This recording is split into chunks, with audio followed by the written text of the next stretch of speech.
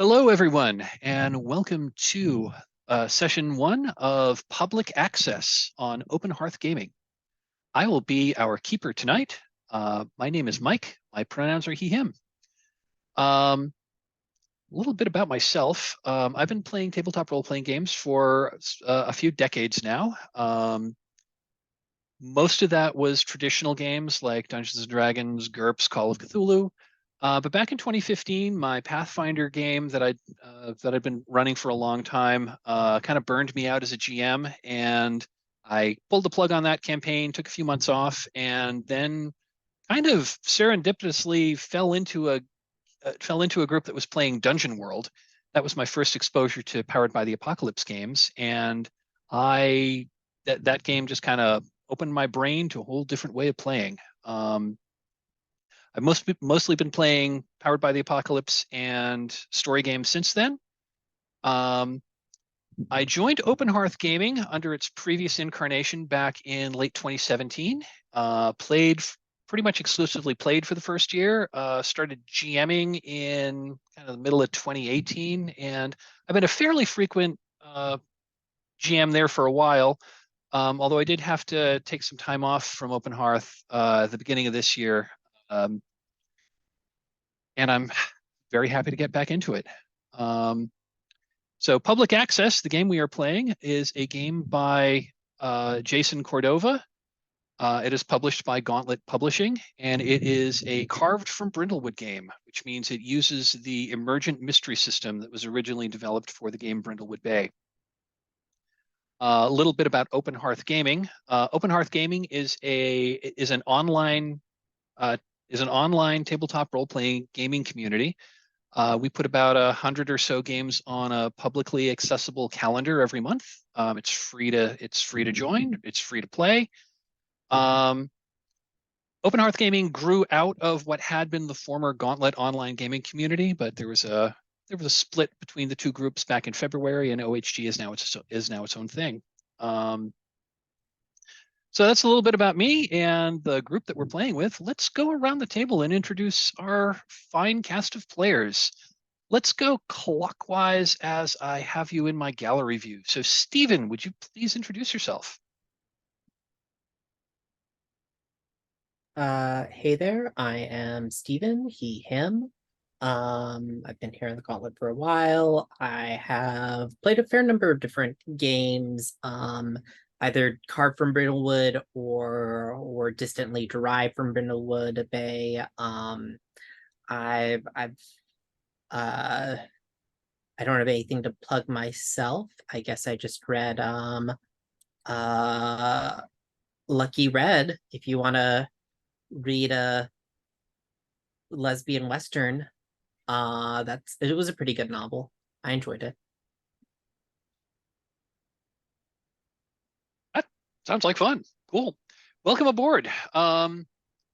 Let's go to Kay. Yes, hello. I am Kay. I use she and they pronouns. I've been playing TTRPGs pretty heavily for the last 5 years. I managed to find the Gauntlet now Open Hearth about 2 years ago. I've been playing regularly then. I don't have any Carve from Brindlewood experience, so I'm very excited about that, although I do have a lot of horror gaming experience and folklore. I've streamed games of Stalin Vale, Delta Green, Cult Divinity Lost before on the Twitch, so I think I have a semi-decent grasp, and I'm excited to try it in a new system.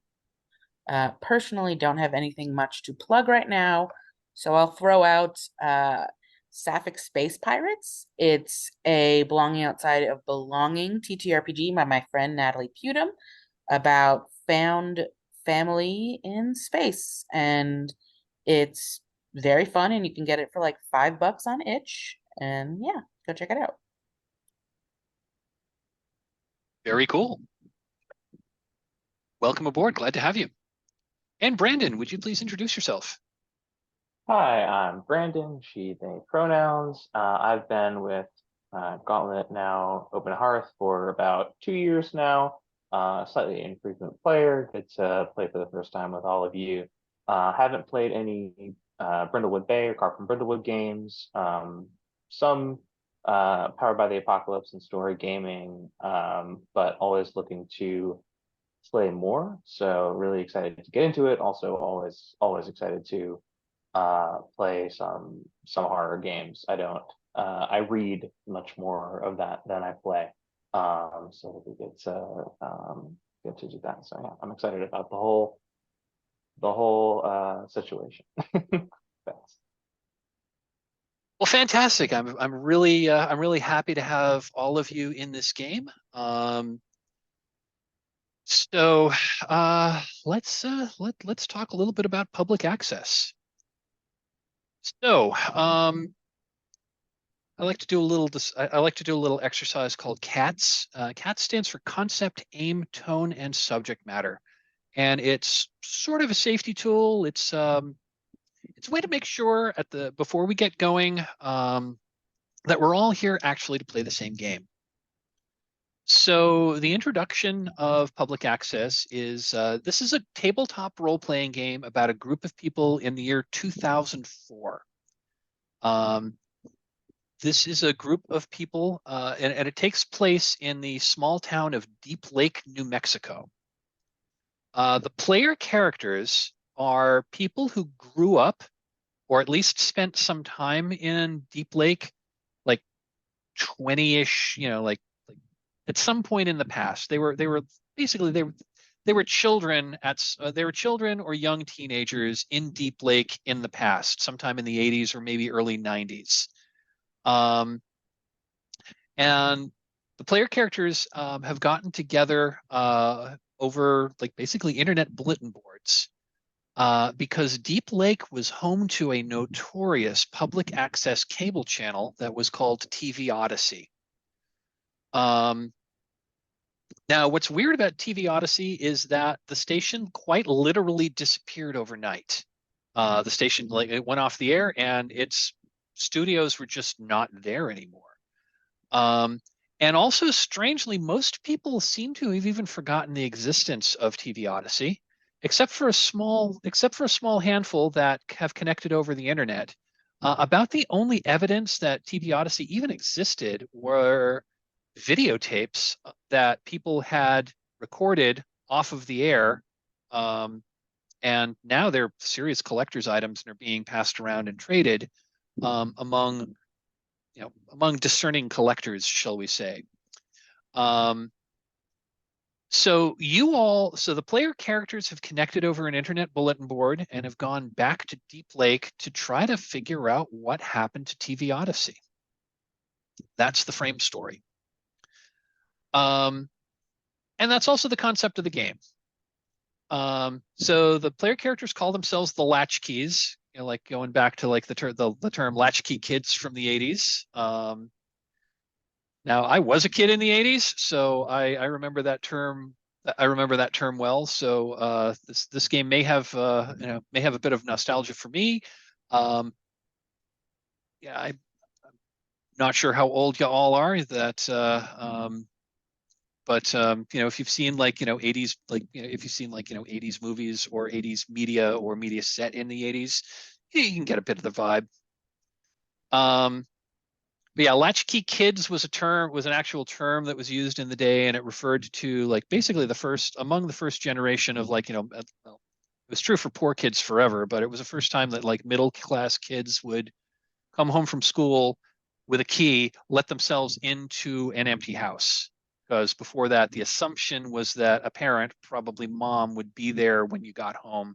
But it was started in the the 70s and 80s, where there were a lot of single parent households, and there were a lot of households where both parents worked. So older kids would just come home and let themselves in, and that was kind of like a moral panic of the day, and they're called the latchkey kids. So so the latchkeys in public access have kind of reappropriated that moniker for themselves, because they were themselves probably latchkey kids back in the 80s and 90s.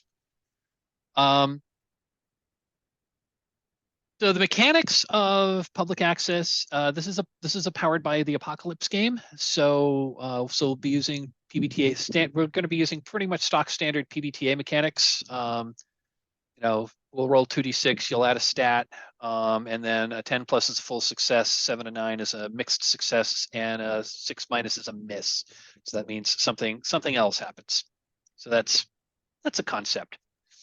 So the aim of this game is to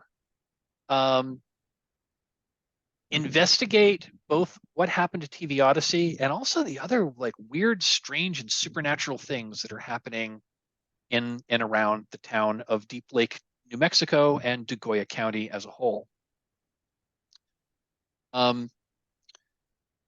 So part of the aim of this game is to explore some horror media that is, this game is based on some touchstones, most notably a number of creepypastas from like a number of creepypasta stories, most notably like the Candle Cove creepypasta. It also has influences of media like Stranger Things, and also urban legends. So we'll be exploring a number of those. One interesting thing about public access is we don't go into this with extensive character backstories. So we'll be learning about our characters' backstories through play. So unlike a lot of games where you might want to like write a long backstory about, what your character did and who they were, think about it, but don't hold on to it too tightly, and don't talk about it until the game tells you to like share information about your backstory. That's actually kind of important. And that goes back to if you're watching a TV show, we meet the characters in the pilot, they do stuff, and you learn about them like through the action and through the stories that they tell in character. So yeah, you can think about what your character's backstory was, but you don't have to put too much thought into it, and then just play what comes naturally when it comes up. So the aim is to explore our characters' lives, and to learn more about what's going on in this weird little town. So the tone, I'm sorry, any questions about concept or aim of this game thus far? A tone of this game. It's going to be weird. It's going to be nostalgic. And this is a horror game, so there's going to be some stuff in here that's going to be pretty frightening.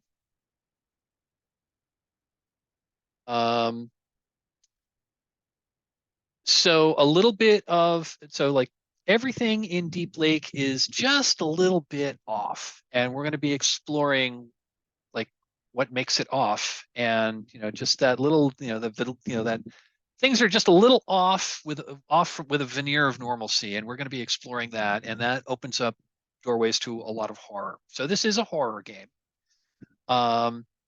So humor and levity is perfectly acceptable now and again.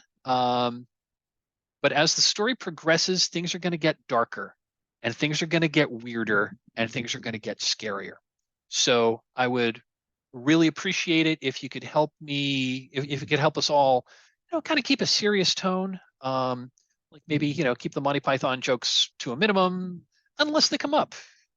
Like in the game, like, oh, well, we're going to pull this copy of, hey, I found an old copy that's this, like, hey, I found an old videotape that someone has like written the label like Monty Python and the Holy Grail. Let's pop it in and see what happens.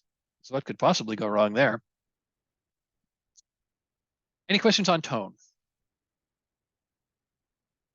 Subject matter. So this is also subject matter. This is also kind of like where we go into the content warnings as presented in the game itself. So this is a game that deals with cosmic horror. Violence will be a thing. There may be cults. There may be sacrifice. There may be some. There may be some sexuality in this game. Childhood trauma is a thing that we will be exploring, because that's actually text of the game. consumer culture, you know, what else? Yeah, I think, and we may touch into some other.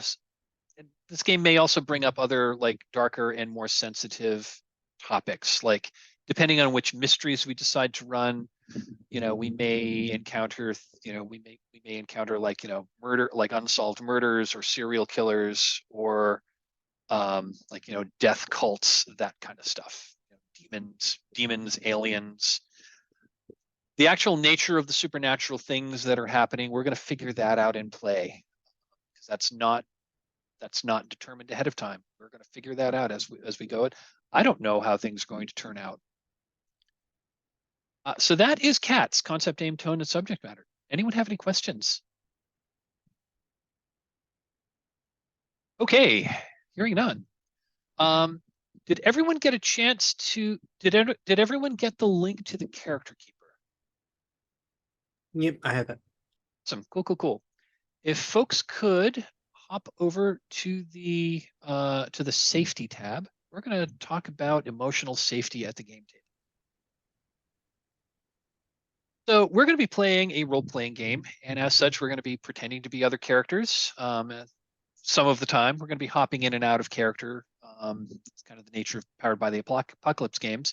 But we're going to be pretending to be someone else who's going to be going through some tough things. And our brains are wired to we're all emotional beings, and our brain sometimes has some difficulty separating us pretending to be scared from actually being scared. So safety tools are a way that we can maybe put some bounds around things. We all have different life experiences. What may be perfectly okay for you to discuss, I may have a real problem with and might not want to incorporate those things in a game that I'm playing. Because really, the purpose of this, we're a bunch of strangers or near strangers are getting together to play a game over the internet, and the purpose of this thing is to have fun. And like exploring our own personal traumas is generally not fun. This is a game. This isn't a therapy session. So using safety tools is a way that we can put bounds around what we're going to talk about, and hopefully not go there. It also gives us some tools on what to do just in case we do go to places where we maybe didn't want this game to go. Because each of us individually is more important than this game we're playing together. And using safety tools in a role-playing game allows you to really focus on the fun and hopefully put some bounds around things that we don't find fun so that we all don't go there. We're going to be taking a layered We're going to be taking a layered approach here, and we're going to be playing with 3 safety tools. The first and most fundamental is called Open Door. And Open Door means we are all free to come and go from this game as we please. Anyone can step away from the game at any time for any reason. Anyone can decide that, you know what, this game isn't for me. I'm going to bow out. To which our reaction is, cool. Sorry that this game wasn't for you. I hope we get a chance to play again at some point in the future. Anyone can call a break at any time. So Open Door is about our personal physical safety. The only thing is, if you are going to step away and you're not going to come back, it'd be nice if you could let us know that you're not going to come back. That way we won't wait for you. But other than that, just come and go as you please. Let us know you're leaving. Let us know you're coming back. If you want to call a break, say, hey, we take 5. I'll probably say yes. Also, speaking of breaks, I'll probably be calling. I'll call a break around the top of every hour. This game is scheduled to go 3 hours. I do kind of have a hard stop at the end, so we got going a little late. That's okay. That's Open Door. Anyone have any questions on that? Okay, the second tool that we're going to be using is a proactive tool called Lines and Veils. This is a safety tool that was invented by game designer Ron Edwards for his game Sorcerer back in the I want to say like 2008 or 2009. So with lines and veils, we are calling out specific topics that we know that we don't particularly want to deal with. If we want to line something, if the subject matter is lined, it will not appear in the game. I won't introduce it. You won't introduce it. If the mystery that I'm running called for it, I will write around it, or I will simply choose a different mystery. It's just not going to happen in the game. If a topic is veiled, that means we can acknowledge that it happens in the game. Our characters may hear stories of it. We may, we may hear reports of it happening, but it's not going to happen on camera, and it's certainly not going to happen to any of the player characters. There's a third column that's more or less been adopted by people that use safety tools now, called Ask First. If a subject is asked first, that means you may be okay with this subject matter in some contexts and may not be so okay with it in others. So with an Ask First topic, we're gonna briefly pause the game, have an out of character discussion to put some bounds around that topic to find out if it's okay to explore it. And finally, on our lines and veils sheet, we do have a column called interested. So if one of these topics you find interesting and you actually want to explore it, please put a check mark there. And that means, that means you're actually interested in exploring this topic, and I will try to find mysteries that maybe deal with that topic a little more. So now that I've talked about lines and veils, I'm going to pause the recording so we can talk about specifics, but that discussion is just for us. It's not for our viewers. So I'm going to pause the recording now. And we're back. We have established some lines and veils. So yeah, we have some parameters around some things that we will do our best to avoid. So we've got one more safety tool on the table. It is called the X card. The X card is a reactive safety tool.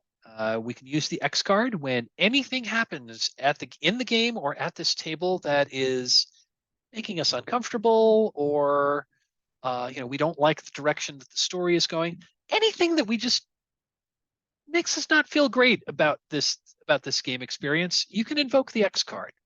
When you invoke the X card, you can say X card. If you're on camera, you can make like you can make a gesture. But if you say X card, that means we're going to immediately pause the game and have a little discussion as to what's going on in the game that we need to change. It doesn't have to be anything major. You can X card, like if I've introduced, if I've named an NPC and that happened to be the same name as the bully that used to beat you up when you were 6 years old, and you hate that name, hey, you know what? X card that name. This NPC doesn't really exist, and they don't care if we're going to call them something else. Likewise, if there's someone introduces a storytelling element that you just feel is off tone or is taking the story in a direction that you don't really think the story should go in, X card it. We'll have a discussion, and we'll have a discussion and either like remove that element or send it in another direction. Likewise, if we are approaching a line or a veil or even worse, in our enthusiasm of play, introduce something that was lined or veiled that we really shouldn't have. I mean, we've probably all been there and accidentally taken our eye off the line and veil list. If someone sees us heading in that direction, please immediately X card. Sometimes it's easy to get caught up in the moment and forget that we're not supposed to go someplace. And yeah, you can X card, and also if there's anything that's happening out of the game that is making you feel not great, like if someone is constantly mispronouncing your name or is getting your pronouns wrong or is talking over you, please X card. We'll have an out of character discussion and we'll, hopefully figure out what's wrong and fix it. Oh, one other thing I do like to point out about the X card is if something happens in the game, it didn't feel great about it, but it wasn't that big a deal, so you decide to let it slide, and then the thing happens again. It is 100% absolutely okay to X card something on its second or third reappearance, even if you hadn't X carded it earlier. So, if you're like, well, I'm going to power through this, and it's fine, and then it comes up again, it is absolutely okay to X card its second iteration. Any questions on the X card? Okay. Awesome. Looking at the time, we're about an hour from our start time. So when do we take it's like 5 minutes before the hour. Why don't we take a 5-minute break here, come back right on the hour, and then we will start we'll start building our latchkeys. Okay. Sound good? Okay, I'll see you in 5 minutes. And we're back. Okay, so a little bit about public access. So unlike a lot of role-playing games, public access is a highly structured game. It's got the game progresses in specific phases. Things move from the just hop over here. Let me just make sure I've got this right. I'm just pulling up the rule book here just to make sure that I am. This is indeed the first time I have played this game, so just want to make sure I got it right. Structure of play.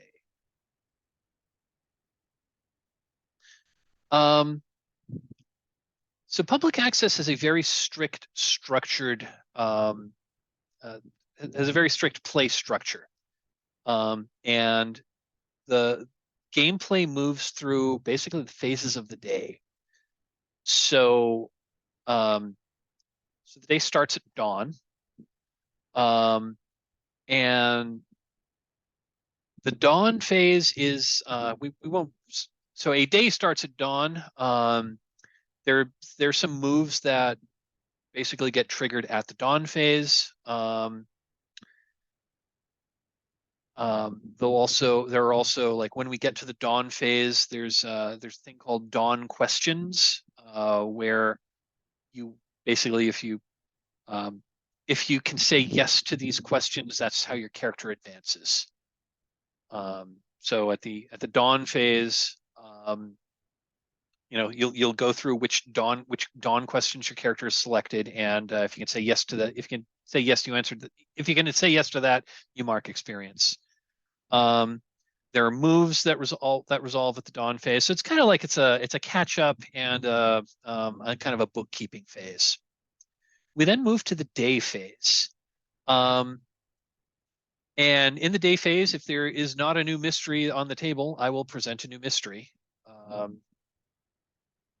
There can be more than one mystery in play at the time. In fact, we can have up to 3 mysteries in play at a given moment, and you can be working on one. You can be working on any of them. In the day phase, we do regular scenes. The day phase, it's most like a standard role-playing game where you're going to be moving about the world, interacting with other characters, firing off moves. So the day phase is when I present you the mysteries.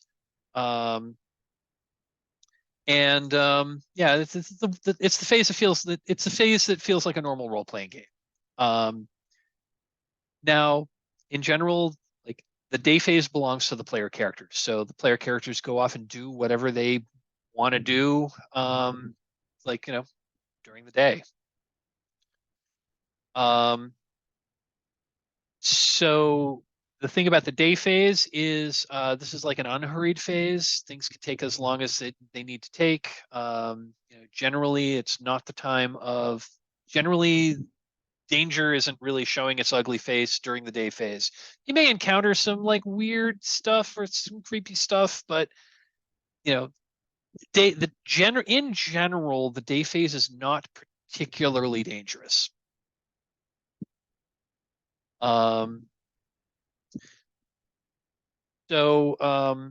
Yeah, you can. So you can answer questions. We'll get to questions. You can answer questions during the day phase, but you cannot resolve a mystery during the day phase. You can only resolve a mystery during the night phase. So after the day phase, there's another kind of bookkeeping phase called the dusk phase, which is another short phase that we use to set up what's going to happen at the night phase. You'll also have a chance. One other thing that comes up in play in public access is I mentioned in the intro that there are these videotapes that are circulating that were taped off of Odyssey TV. They're called Odyssey tapes. They're actually pretty big, and they're a pretty big deal in the game. And generally, if you want to watch an Odyssey tape, you pretty much can only watch. Generally, you can only watch them at night, and you decide whether or not you want to watch an Odyssey tape during the dusk phase. And then finally, there's the night phase. So we again do regular scenes in the night phase, but the night phase is fast, it's intense, and you can say what you intend to do in the night phase, but I, the keeper, am going to be the one that actually tells you what's actually going to happen. You can declare your intents. They may not actually happen. Generally, in the night phase, each character is probably going to be able to fire off a move or two because it's going to be fast, it's intense, and generally pretty scary. That's the idea of the night phase. I'll frame up scenes, play out, maybe pull off a move or two, and then we'll just keep going until it resolves. The day phase belongs to you. The night phase belongs to me. Let's see. Generally, if you're going to choose to watch an Odyssey tape, that's going to happen during the night phase, and we'll usually like intercut you're watching the Odyssey tape with the other things that are going on. And then after the night phase is over, we go back to the dawn phase, and the structure repeats. So that's play structure in a nutshell. It's going to feel a little stiff and a little artificial at first, but once we've gone through a couple of days, it's going to feel pretty natural, and we're going to kind of get into the rhythm of the game. Let's see. So if you want to click over to the Latchkeys tab on the Character Keeper, we're going to do some character creation. So we are in the character creation phase of our. So I'd like each of you to pick one of the character columns. I got 5 colors to choose from. Well, I'll hide whichever columns we aren't using. Go ahead and put your player name in.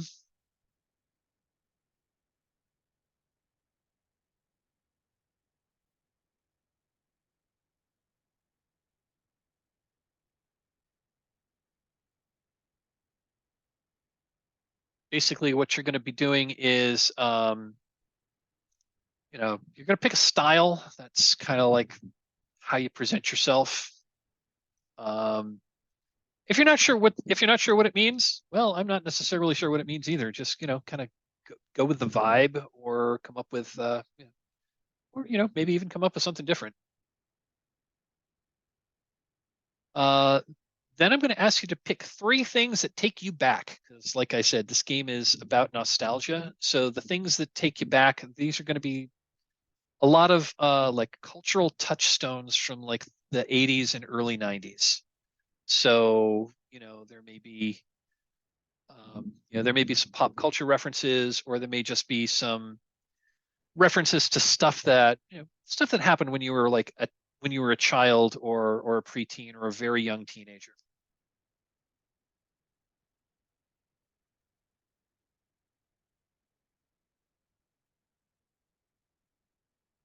Once you have chosen your, it says the instructions tell you like pick your name to begin with. I usually do that at the end. Once I've figured out my other stuff, I'll then go back and figure out my name.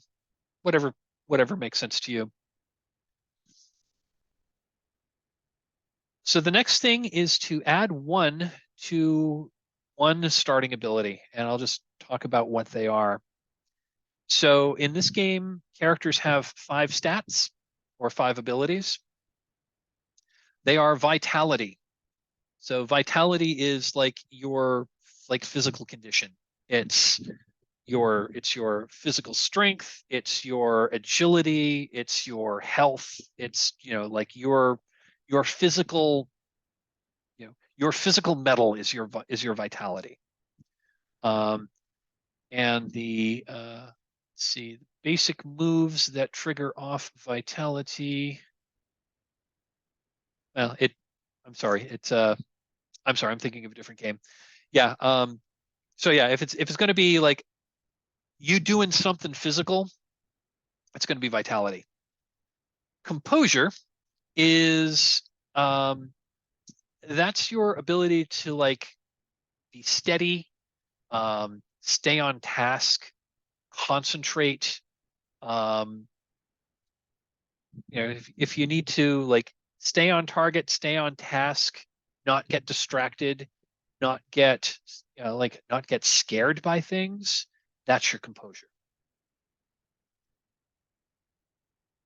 Your reason is your intellect. That's your ability to like think things through and like solve problems. Like if you're like conducting library research or like I mean, this isn't really this is an investigation game, but we're not doing like this necessarily doing CSI stuff. But if you're like, poking through things, or if you're trying to do like, internet research or library research or something like that, that's going to be reason.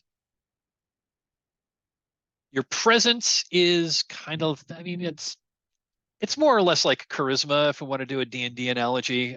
So your presence, that's your strength of personality, how well people like you, how well you could intimidate someone, capture someone's attention, capture someone's imagination. That's presence. And finally, the 5th stat is sensitivity. And sensitivity is your ability to be in touch with the supernatural. So that's like, it's not exactly intuition, but it's it's your like connection to the psychic, or your connection to magic, or your connection to weird supernatural forces. So yeah, go ahead and add 1 to any one of those stats. Everyone starts out as everyone starts at 0 vitality, 1 each composure and reason, 0 at presence, and sensitivity at -1. So go ahead and like add 1 to that, or add 1 to any one. Looks like people have chosen the dark blue, red, and light blue sheets. So I'm going to hide the other columns so they're all easily accessible.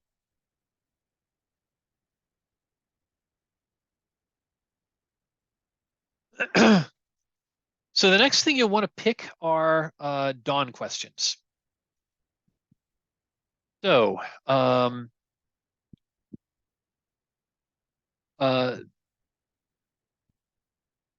so there's one dawn question that's always marked, and that is, did you resolve a mystery? And then the others are for you to choose from. And basically, these are like role-playing beats that you're shooting, that you're intending to shoot for. So if you can say yes to any one of your, if you can say yes to a dawn question when the dawn phase comes around, you mark experience. And your you choices here, they change. You can change them every dawn phase. change once them you every get dawn phase. Yep. Yep. After you, Well, yeah, you can change them. You can keep them. can change them. Yeah. You don't have to, but yes, you can change your dawn. So after you've asked your dawn questions, you can then choose to pick different ones. So in the dawn phase, we'll ask the dawn questions, and then you can choose to pick different ones if you'd like.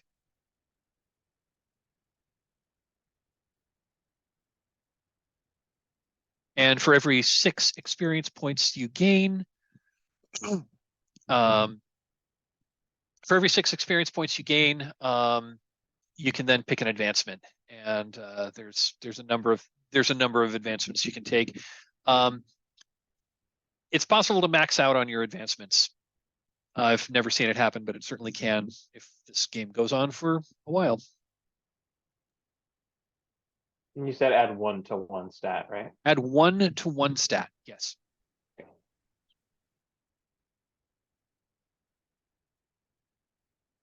Finally, there is a latchkey move. And that's underneath the keys. I'll talk about keys in a moment. Your latchkey moves are your special moves. So if you pick a latchkey move, you cannot choose a latchkey move that another character has. So each character can only have unique moves. And these are like, these are like the special sauce in the game. This is like, what makes your character a little different. Is anyone else looking at? They think he's a righteous dude. Nope. Okay. Yeah, the 4 that I kind of have my eye on, or that appeal to my sort of ideas here are the truth is out there, and they're always glad you came. Just say no, and what Nintendo don't.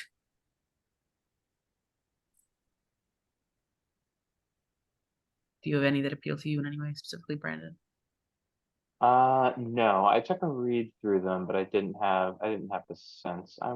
And if you want to slide over to the reference/moves tab and then slide that sheet over to the right, they're all listed there and like in a spreadsheet, so you don't have to necessarily like only read what's showing on the drop-down menus.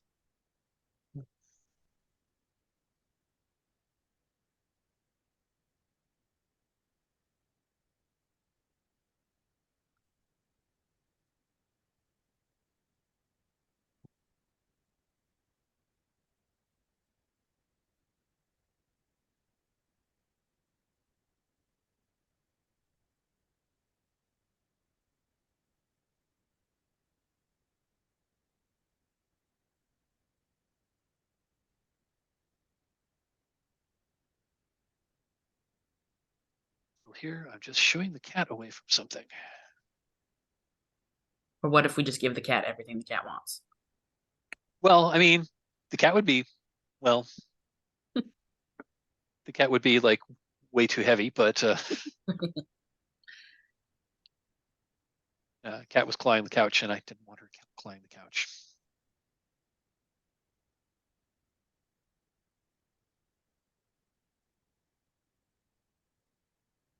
It actually comes through here. I will put her on camera.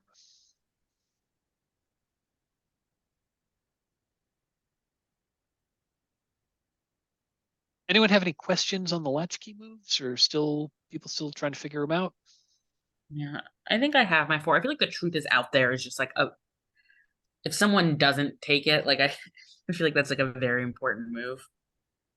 So I think that's probably where I'm leading, and then the other 3 will probably be future advancement plans. Yes, the truth is out there. X-Files fans out there, that means you've got your very own cigarette smoking man. Yeah, the one thing I keep going back on is, do I want to upgrade vitality or sensitivity?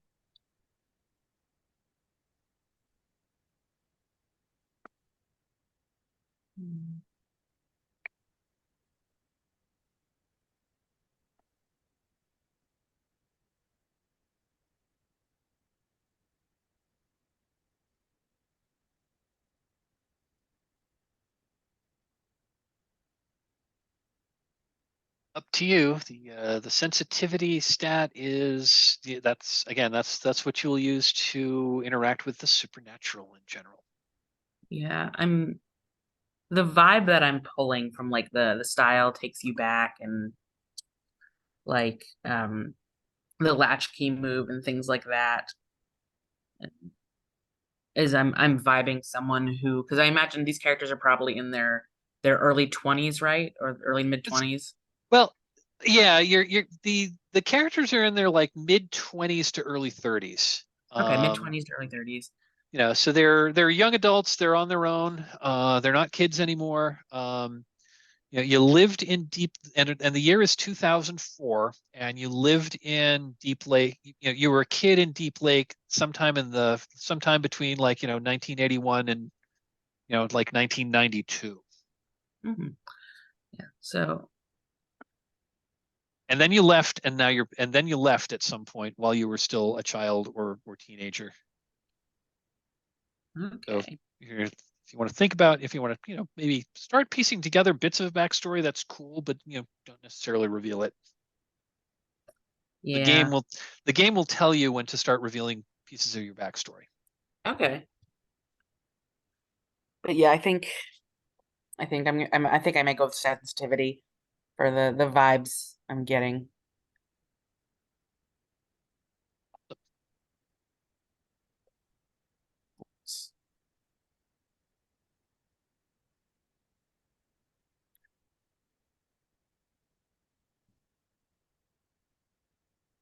Yeah, I did find my latchkey.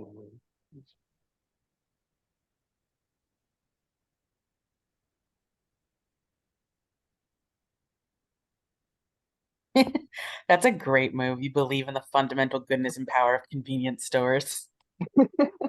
Yeah, it really speaks. Strange things are afoot at the Circle K.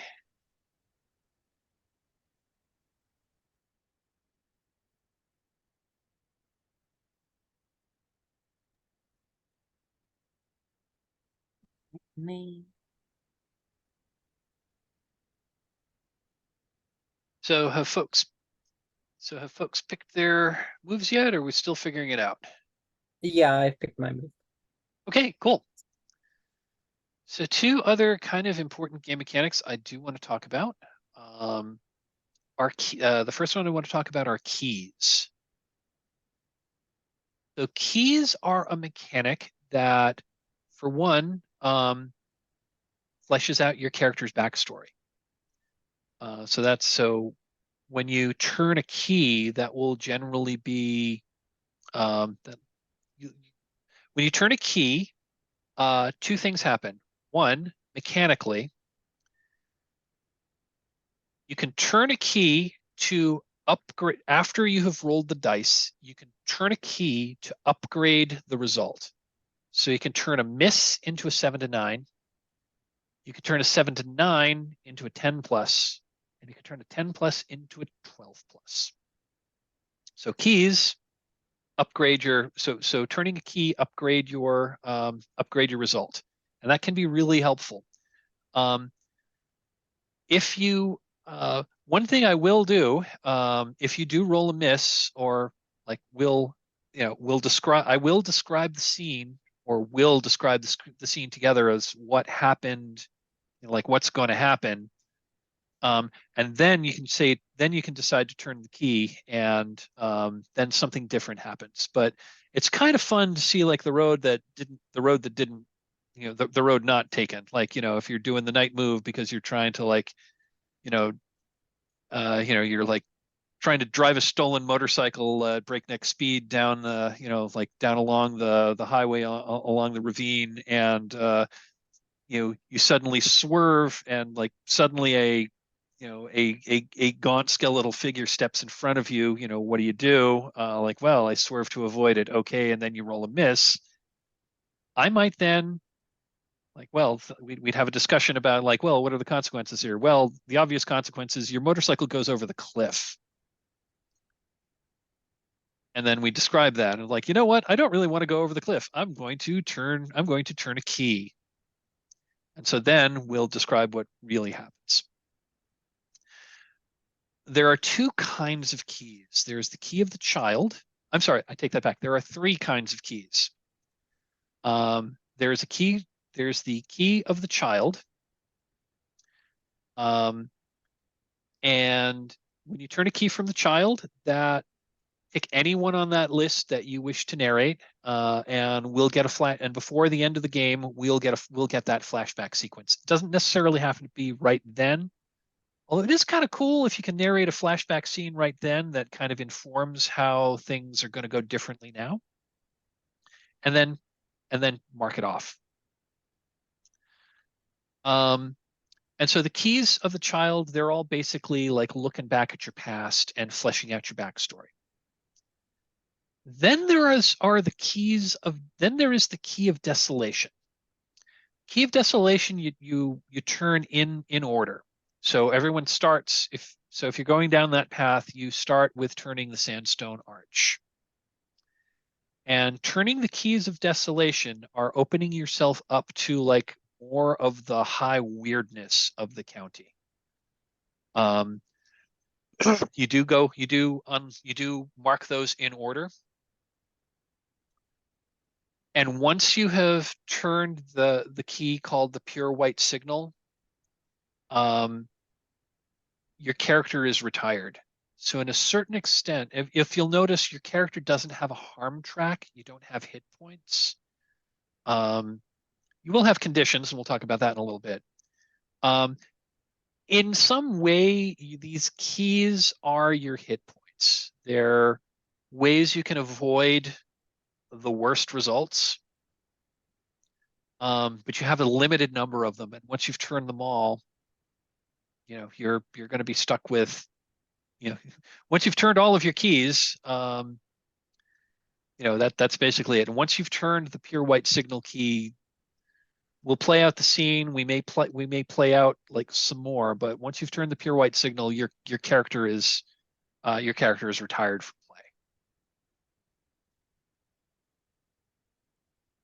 play. The other thing that we want to talk about is called your corner of the house. This is kind of sort of it's kind of sort of an equipment list. So your corner of the house, it's stuff that you have in your corner of the house. Oh, that's another thing that is assumed about this game. You've all connected over the internet, and you have decided for this summer you're going to come back to Deep Lake for at least a few months. And you're renting a house, and you're going to be, living together, renting in this rental house, and the stuff in your corner of the house is literally it's the stuff in your corner of the house. If you want to, you can declare that I've got that one of the items in my corner of the house is going to help me with whatever I'm doing, and you can put a check mark next to it, and it gives you the mechanical bonus of you can roll with advantage. That means you're going to roll 3d6 and add the highest 2 plus your stat, and that will greatly increase your odds.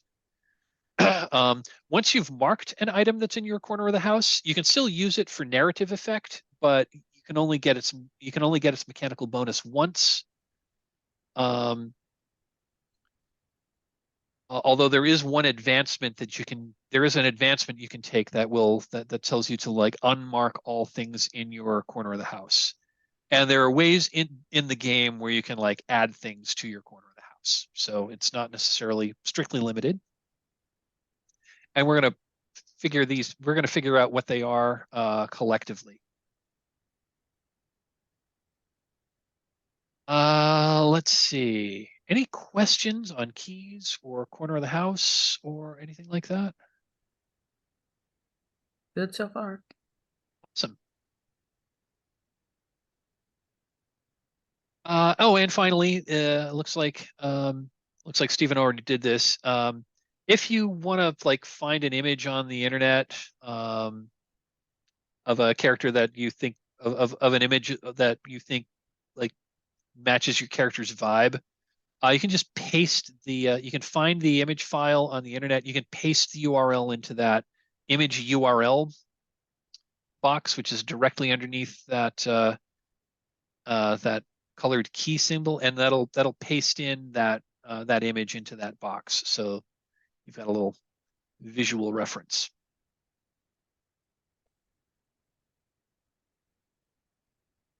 Let's see.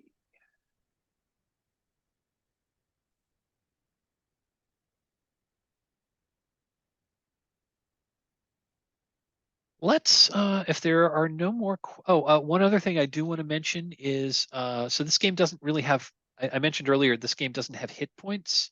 Instead, what it has are conditions. And conditions are things that happen to your character that will have ongoing effects. Like, for example, and when you have a condition, it is probably going to, the mechanical impact it's going to have is generally purely narrative. It may impose some limitations on what your character may or may not be able to do narratively. It may have mechanical implications in that some condition, like if you have some conditions, it may prevent you narratively from doing something, or it may make something you'd normally be able to do. I might make you roll a move to see if you can do it. Like, for example, I'm going to take a pretty simple one to adjudicate. Like, for example, if you took the condition sprained ankle, because like maybe you were in an altercation and you got knocked down and you twisted your ankle, and that was anyway. In the narrative, you sprained your ankle. I might give you the condition sprained ankle. Now, what would that mean? Well, it means you're probably not going to be able to like run real fast. You might have difficulty climbing stairs quickly. If you didn't have the sprained ankle condition, and you wanted to just, like run across an open field, I could say, okay, you're across the open field. Whereas if you have the sprained ankle, I might say, oh yeah, well, if you want to get away from that guy who's chasing you, I'm going to make you roll the day move or the night move in order to get across. Clearing, there is a move that allows you to clear conditions. The move sheet, it's the nostalgic move. Yes.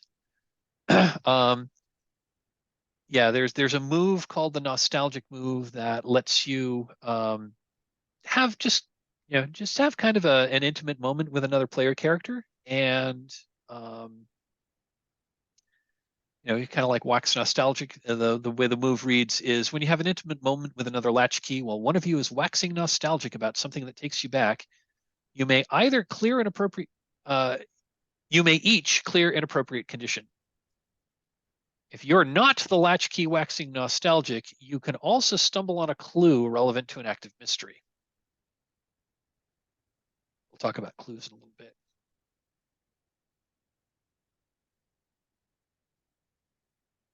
Anyone have any questions at this stage? Nope, trucking along well. Awesome. Well, why don't we before we go any further, why don't we introduce our characters? I think we'll just set the scene and again, your characters know each other from an internet bulletin board. So you are internet friends, and you decided over the internet that you're going to rent a house in Degoya County.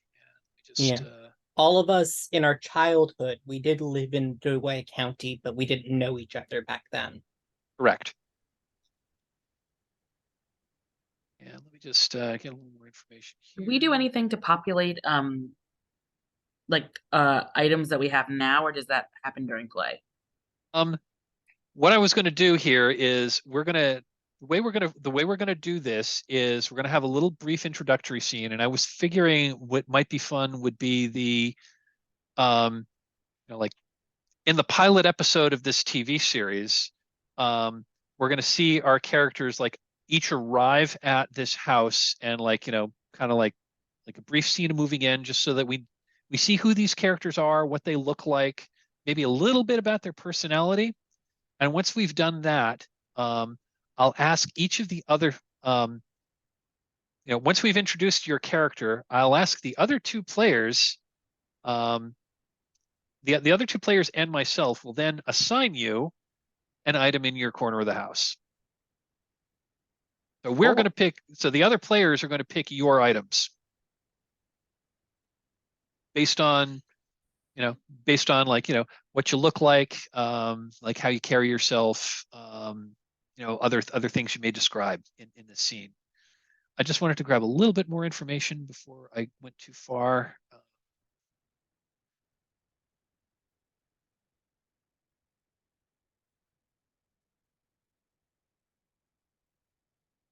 Sorry, going to the tables.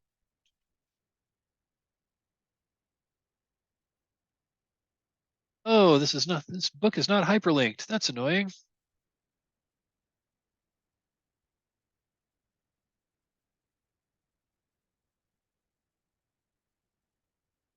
Okay.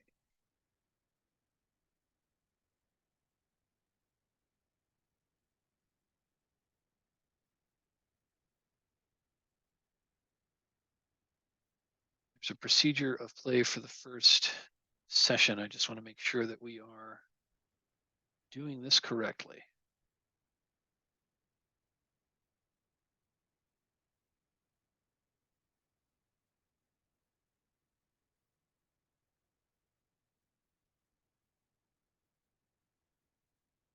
It's there in the character creation.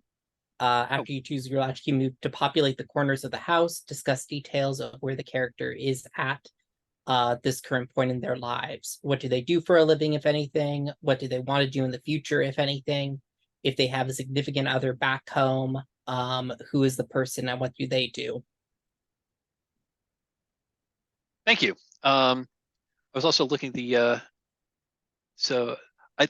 book tells you what street your house is on, and I the GM am totally blanking on it. So I'll figure that I will figure that out once I give the book another read. I meant to make that as a note, and I totally forgot. But you are all moving into the house. Do we have a volunteer who'd like to go first, as to like give us a little scene of you arriving and moving in?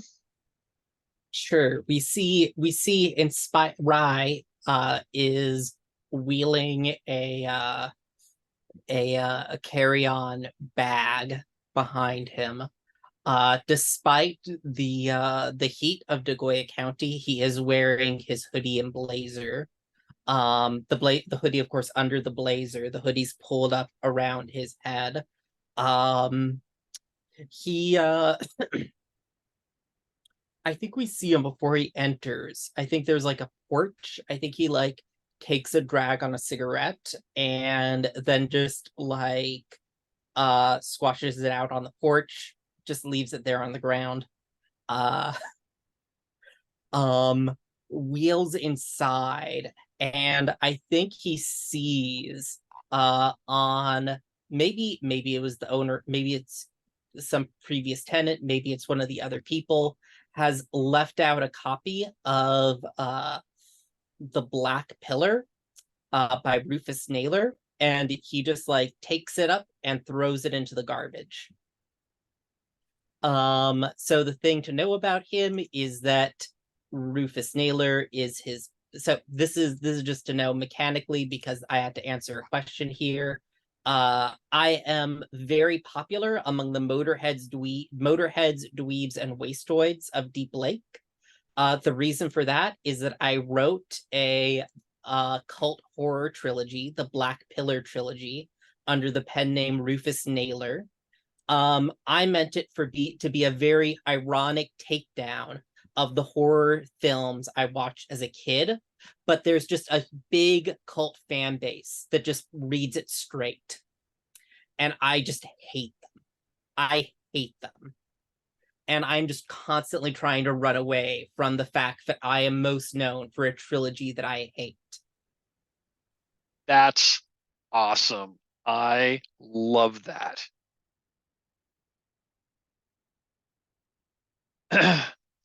Um,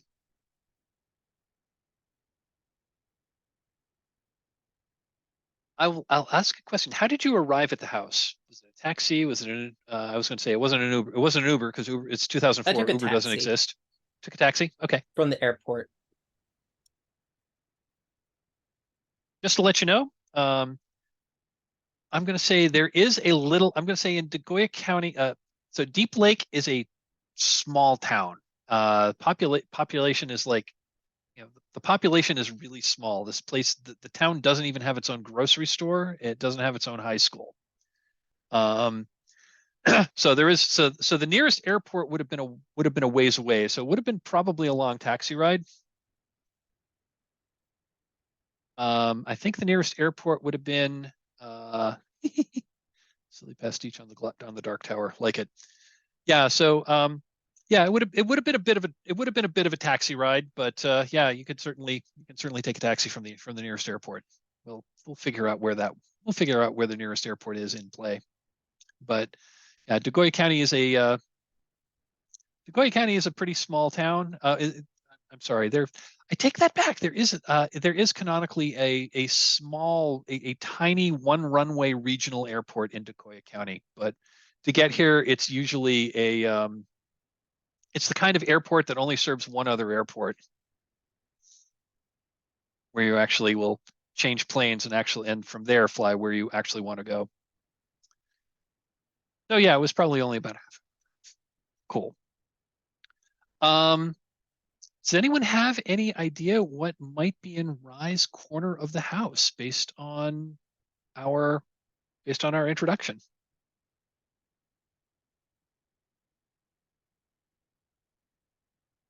I'm going to say as you. I'm just going to say I'm going to say, like as we and the scene there would be like Rye's opening up their suitcase and is like unpacking. Or is Rye the kind of person just lives out of a suitcase?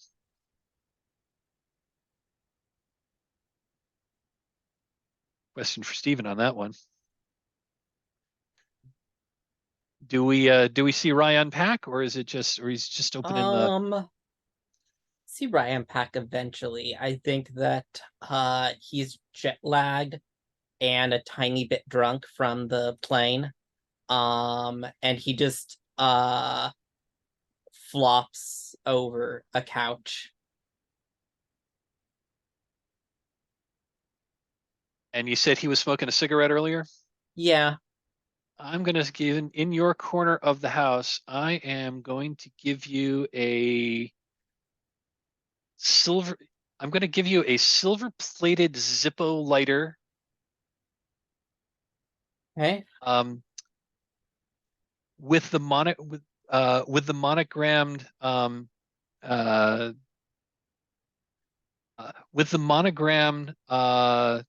TD etched on it. Okay.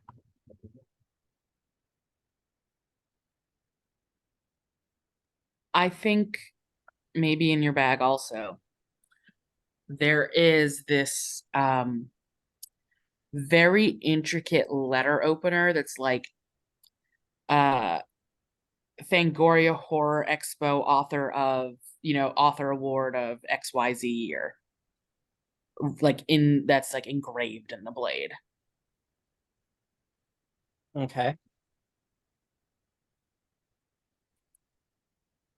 From Fangoria, can I add one detail to that? Would it be okay for me to add a detail to that? Please. Go for it, yeah. It's shaped like a stiletto. Like long thing and dagger. I mean the dagger, not the high heel shoe. Yeah.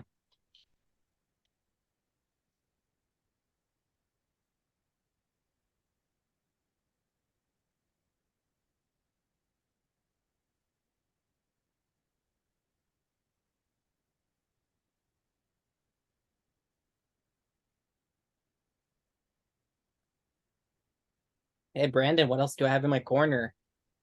Yes.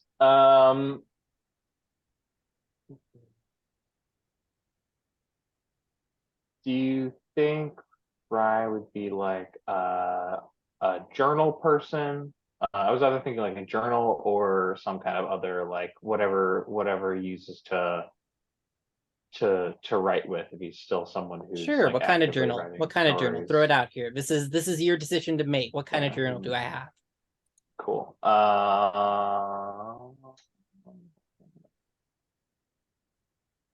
It's like a what's the opposite of like the writerly pretentious notebook? Like a beat up marbled notebook like you would have in grade school.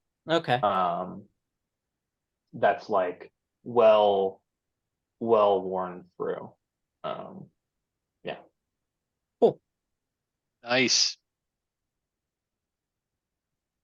Okay. Well, you've got three items in your corner of the house. Very cool. Let's just go in character keeper order if that's okay. So Brandon, why don't you describe what it looks like when your character arrives at this house? Sure. Thorn gets there on the bus. With not a large suitcase, but you need something slightly sizable for the small variety of chunky boots. Um, Arrives with more layers than one should wear on a hot New Mexico day, but inexplicably does not seem to be sweating, or at least doesn't mind it. And yeah, has a face of kind of like slightly wild eye makeup. Comes in, finishes a cigarette on the way back from the bus stop, and sees a cigarette on the ground in front of the house. Picks that butt up and puts it in the trash can. Notices the novel in the bin, kind of picks it up idly and thumbs through it, recognizing the cover. And then I think probably unpacks right away, and just starts kind of like neatly putting things. The clothes in the suitcase are folded, not thrown in. This person is not.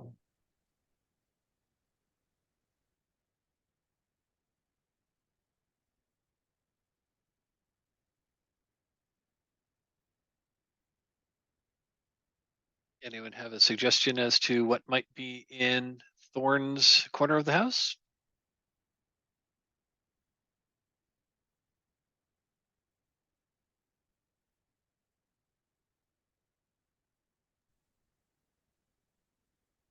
Oh, they're definitely like listening to fairly loud music in headphones when they come through as well. That would be one. I think there's a set of sheets that were clearly purchased a long time ago, but are still in good shape despite their age.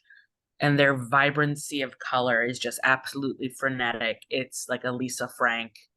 It's got like that like classic Lisa Frank like tiger cub on it in like several places and several other animals.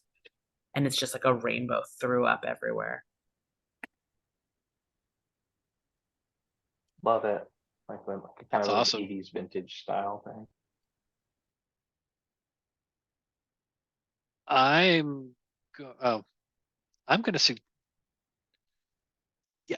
It's okay if it's okay. I'm going to suggest that. So you said you had a kind of a large suitcase. Yeah. Yeah, Okay. I guess I said like not that large, but I think actually quite large. Like it has to come out of the underside of the bus, Okay. not overhead. Um, I think something that you unpack from your large suitcase is um it's an all-in-one like portable turntable. It's an LP portable turntable. Maybe you grabbed a couple of albums as well, but you've got like an actual you've got a turntable. It's one of those all-in-one like opens up like it opens up like a little suitcase, but it's an all-in-one record player, like complete with built-in speakers. And what does your character do now? Because I'm just looking at the questions there. Oh, If anything. yeah, didn't quite get that. I think I was gonna say like works at a record store is most recent employment. Probably doesn't work at that record store as of the Okay. decision to come here.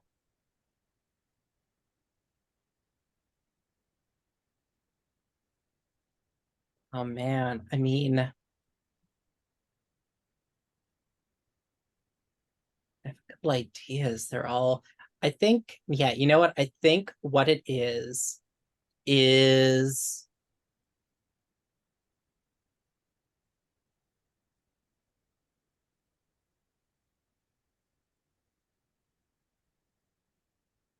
hmm. I don't know. I like both. I don't know. I don't know if this is at all cool with you, but for some reason, I'm just thinking like a jar with teeth in it. Like just teeth in a jar. Like, why do you have this? Whose are they? Like, we don't know, but you have it.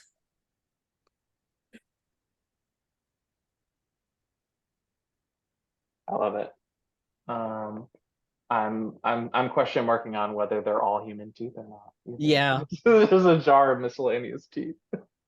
Because that's not creepy at all.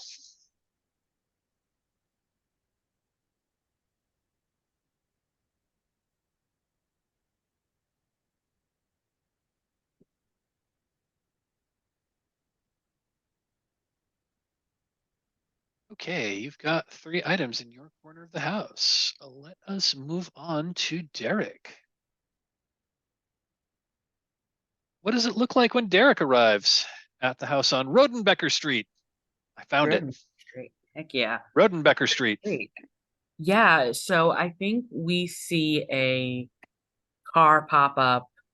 It's a vibrant red and actually pretty new. It's like a 2004 Ford Excursion, decently large car.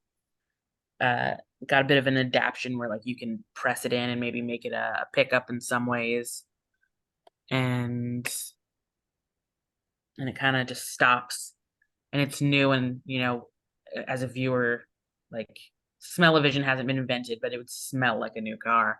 Oh, totally got new car smell. Got it. New car smell. As but there's like a lot of dirt and caking on it as if it's just taken like a very long excursion to get here. And we see, Derek get out, this popped collar princeling. He's definitely got that like classic 2000s kind of like a pink polo, like a hot pink polo with like a kind of like almost like a green, like a grass green polo on top. And like the sleeves are like folded so that like the pink kind of lips on the green for the short sleeves, and like both collars are out. Hair kind of coiffed in a way similar to the picture. Just like a classic Americana kind of upper middle class vibe. He pops open the trunk and there's like a straight up moving box that's been taped. That he will lift the first box out and start making his way towards the porch.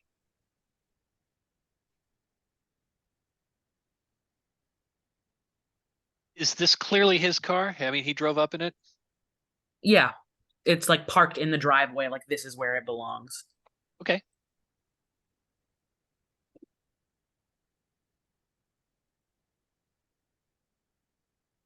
If it's okay with you for me to like add the obvious, I'm happy to put 2004 Ford 2004 Ford Explorer as an item in your as an item in your corner of the house. Sure, we can go for that.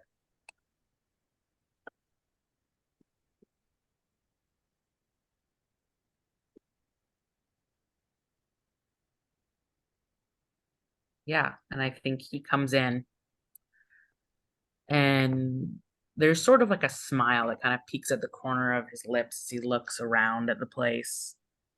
I imagine we've seen pictures of it and divvied up what rooms maybe are ours. And so he'll go to that room and place down the box, pat himself down, and he'll pull out a X-Acto knife and, pop it up and cut very like neatly and almost strangely precisely through the tape as he starts to open it. And I think one of the first things that greets him is a recent acceptance letter to a surgical medical school program in California. It kind of just folds onto itself and sticks into a drawer of a dresser that's already maybe in the room that he's moved into.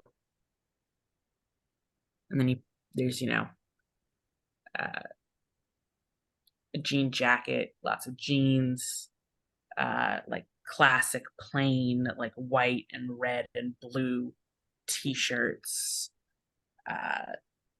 There's an old football jersey of football itself. There's trophies as he goes, and he goes back and forth like several times, bringing out a lot of boxes, one of which is just degrees, framed degrees, like 2 or 3 of them.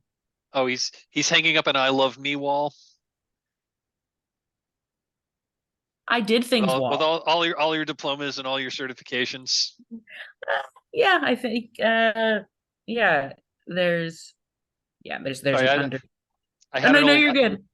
No, you're good. Yeah, there's an undergrad in bio and chem, and it's like this very standard progression of timeline when you see these pictures of like, yes, I went to pre-med school at this place, and I completed a certificate of this, starting here, things like that. There's that acceptance letter, there's this honor society kind of vibe, or like placement award, and he goes to like put them on the wall, and again instead puts them into these drawers, and instead pulls out a letter. There's no forwarding address, but it is to an address in California, and it is entitled "To Derek," and it mentions, we just see like a flux on the little bit of it that mentions TV Odyssey in the details.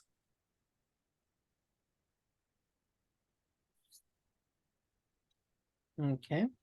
And I would like to throw out that Derek has a very deep, well, not deep, what's the word? Very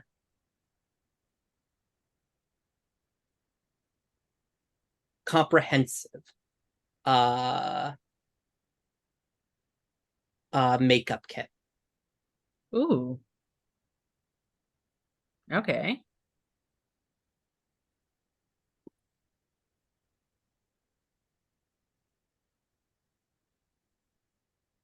Yeah.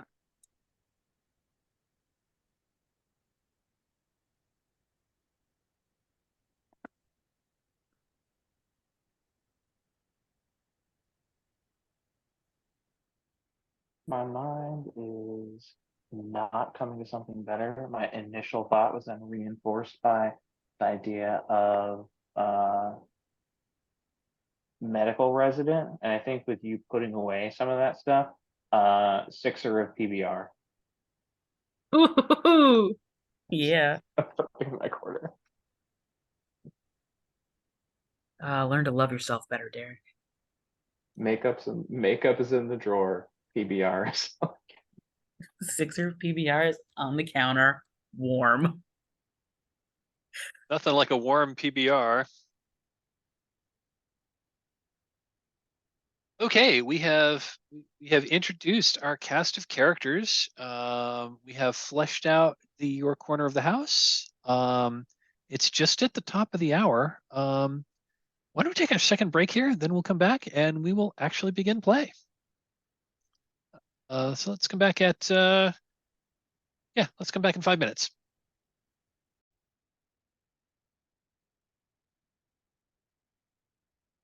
Okay.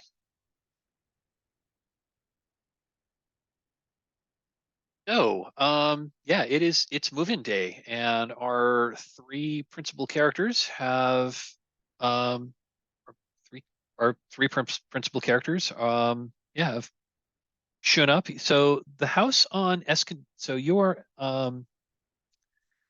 renting I'm gonna say it's like a 4-bedroom house. It's on Rodenbecker Street in Deep Lake, New Mexico. I'm going to just say that you all lived in Deep Lake at some point in the past, when you were, when you were kids. I'm also going to say that you all didn't know each other when you lived there. You didn't necessarily, I mean, it's possible that you were living there at the same time and just didn't know each other. It's also possible that your time in Deep Lake as kids or preteens just didn't overlap. But you have connected on an internet bulletin board. That's where you like made each other's acquaintance, and that's where you concocted this plan to spend the summer of 2004 here in Deep Lake, New Mexico, to investigate whatever happened to TV Odyssey. Why do so few people actually remember it? Um, So yeah, I'm going to say that we've seen your move-in scenes. You're kind of all moving in at more or less the same time. Want to just have kind of a scene in the house, getting to know each other? Would You we can, say, real quick question. So, like, would we have known of each other though? Like, maybe we didn't move in the same circles, but like, oh yeah, I think my cousin, blah, blah, blah, like, or etc. Or like you'd seen each other, or like we complete strangers. I'm going to leave that up to you. It's okay for you to have like known of each other, but again, you could have been here like TV Odyssey. TV Odyssey was in operation from like 1982 to like 1993. Or like maybe 81 to 93. So, you could have been there, you know, you could have been here at like basically at any time in like a 12-year period when you were there. So you don't necessarily have to know each other, but you could certainly know each other or like have known local people in common. That's absolutely fine.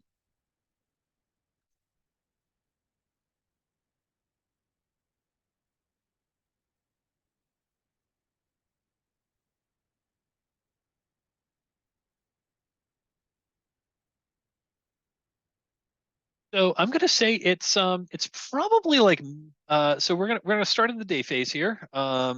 We don't have a mystery on the table yet. But I just want to do a little bit of establishment of like our characters, of like getting to know each other, and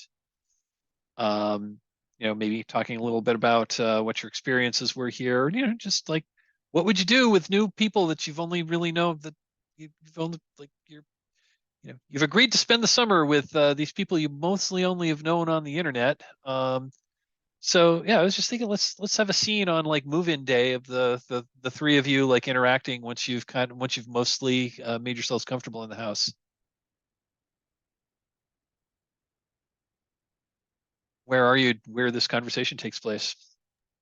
Um, I think Derek has gone over to like knock on each of the doors to be like, hey, do we want to have like a house meeting in the There is a do not disturb sign on Rye's door. Hmm. They're that not would very loud on mine. I think Thorn he comes up and knocks very loud. I was just saying you'd have to knock very loud on mine. on Thorn's door, yeah.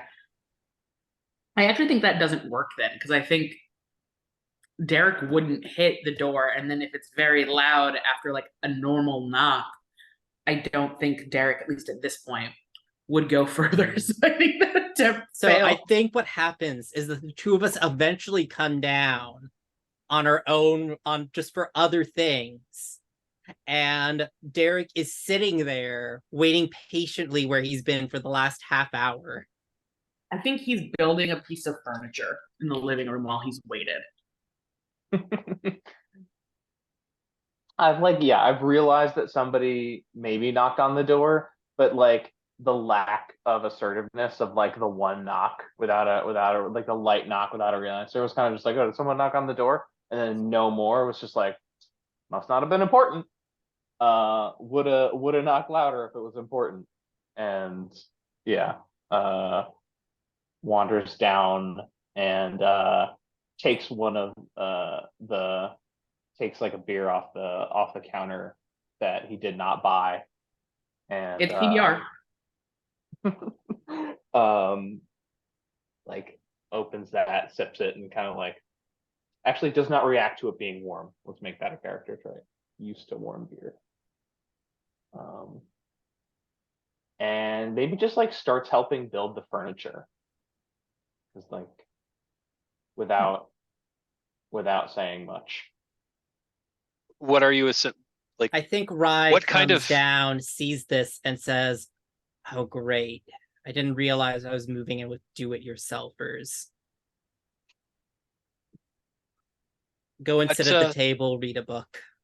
What kind of furniture what kind of furniture that comes in like, the large flat pack are you assembling, like, complete with with the hex bolts and the Allen wrench that came in the kit? I think it's like a straight up like whiteboard, but like on like one you would have at a school that like stands up on two posts. Like this is straight up for investigating. Something you can pin. It's a whiteboard on one side, and you flip it over, and it's a cork board on the other. So you can actually do you can do the pins and the strings. Yep. There's even like a red yarn ball. It looks like it was like purchased at like a knitting store or something. Stopped Like at a Joanne Fabrics on the way over. Stopped at Joann's. Love it. Thorn's gonna get annoyed with this process of like the shitty tools and like the things that don't quite fit together. I think at some point like go into the basement and see is there like some old like hand tools that might have been left behind by a previous owner to like do it better. Say yes. You go down to the Don't basement. encourage him. He's just going to build more. Yes, you go down to the basement, and that's where that's where the mechanicals for like the HVAC system is. That's it's got a really low ceiling. I'm just like, for anyone who's watching this and actually lives in New Mexico, I have no idea if basements are a thing there. I'm from the Northeast, and they are. So sure, there's a basement in this house. I know in many parts of the country, like houses are just built on slabs, and I don't know, but yeah, this house has a basement. And yeah, there's a place like it's got a really low ceiling, and it's got like it's got like it's got like a really crappy like workbench that's kind of like been built out of scrap lumber that's built on the that's like built into the side, and sitting on that is like an old beat up toolbox, and there's a number of just, basic, like real basic tools, nothing super fancy, but yeah, you can find like, a pair of pliers and a hammer, and there's probably not a saw, but there's, like a hammer and a couple of different screwdrivers and maybe a monkey wrench. Something that'll work to like, jam some extra pieces of wood in the holes that are like too large for the screws. Basically, having put together flat pack furniture. If we weren't building it and it's just like a thunk thunk noise, how are you planning on having furniture?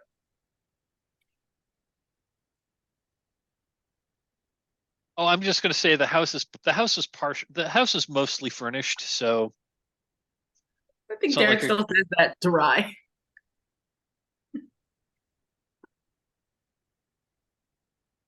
I point at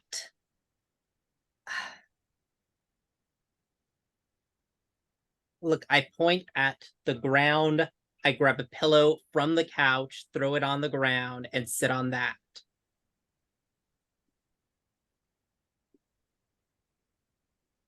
You see, I did not get. I lived in an apartment for fucking 2 years. I did not have buy a single piece of furniture. Interesting. Buy it. Just take it off the street. Well, I figured for what we're doing, something like this might be useful. So this house is mostly furnished, and the furnishings are, it's older stuff. It's like, stuff from like, probably it's stuff from like the 70s and 80s with a few like more like came in a box, like, solder, assemble it yourself. Nothing as good as IKEA here. But it's all, there's like some pressboard furniture, but the real furniture is a little old. One thing that you do notice in the living room, it's got like one of those big old console, like it's got one of those big old like wooden console TV sets like from the late 70s. Probably has like a 25-inch screen. Um, and sitting on top of it is a VCR that is blinking 12 o'clock.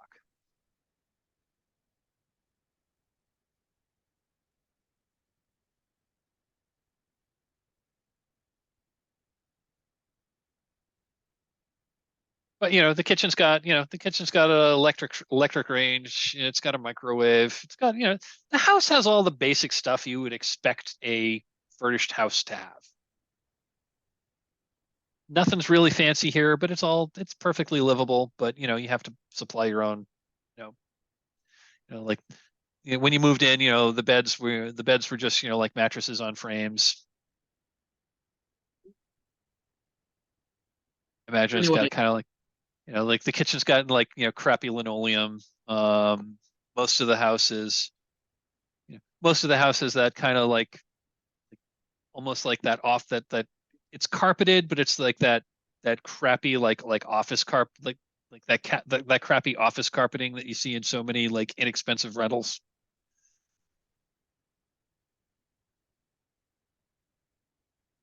yeah.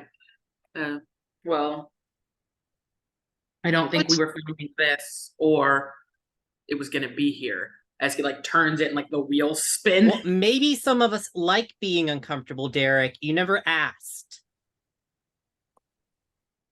Was I supposed to ask if you wanted to be uncomfortable while trying to be? We have a deadline. 3 months.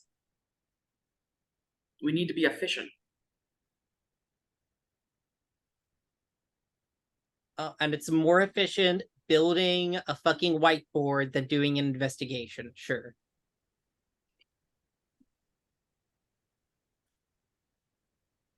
Why not both?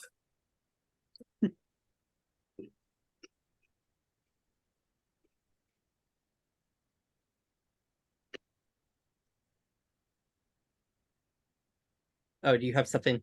Feel free, go ahead.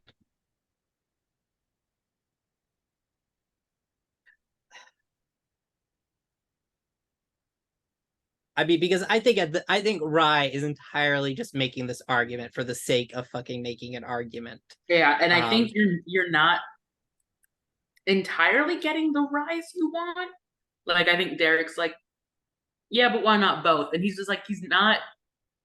His voice isn't raised. He's not going above in any kind of decibels. Just like an answer.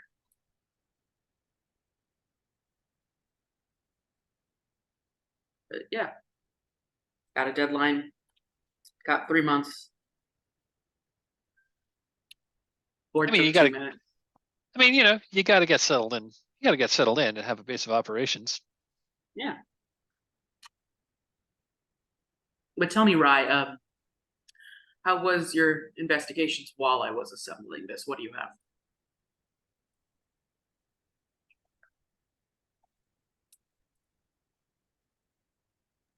I have, and I pull out my notebook, squint at it for a second, trying to read my handwriting.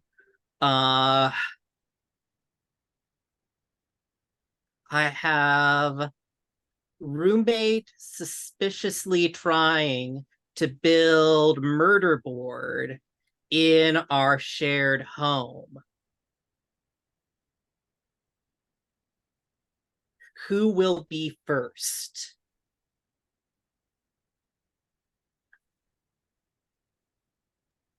Or we could start with what I knocked on the doors with while I waited. And I think there's a package with him. And ST, my starting move, is someone knows what happened to TV Odyssey, is helping you behind the scenes. The Latchkeys immediately gain an Odyssey tape when you take this move, a gift from your mysterious benefactor. I also have a beginning of each session where the mysterious person leaves something for you where you can find it, say what it is, or ask the keeper to say what it is. It functions as a clue, but isn't attached to any particular mystery. And I'm going to let you say, I don't know if this is, I'll leave it up to you whether this is the videotape or the clue, and I'll let you decide what it is. But I think he got something in the mail right before he came here. And what I was going to do was like at one maybe not. What I was going to do was like the next time you open the front door, sitting on the basically right at the door is a large manila and is like a large like padded manila envelope, the kind with the bubble wrap inside, and written in black Sharpie on the outside of the on written in black Sharpie um is just the name. It just says Derek Goldberg, 321 Rodenbecker Street. Not a complete address. It's just Derek Goldberg. Jeez, what number did I just say? What number did I just? 321. 321. 321 Rodenbecker Street. There's no return address. There's no postmark. There's not even a full address, but it's like sitting there it's sitting there like right on the door. And this is like the day you arrived. Yeah, and I think Derek is, he's holding this huge padded manila envelope. Should we open it?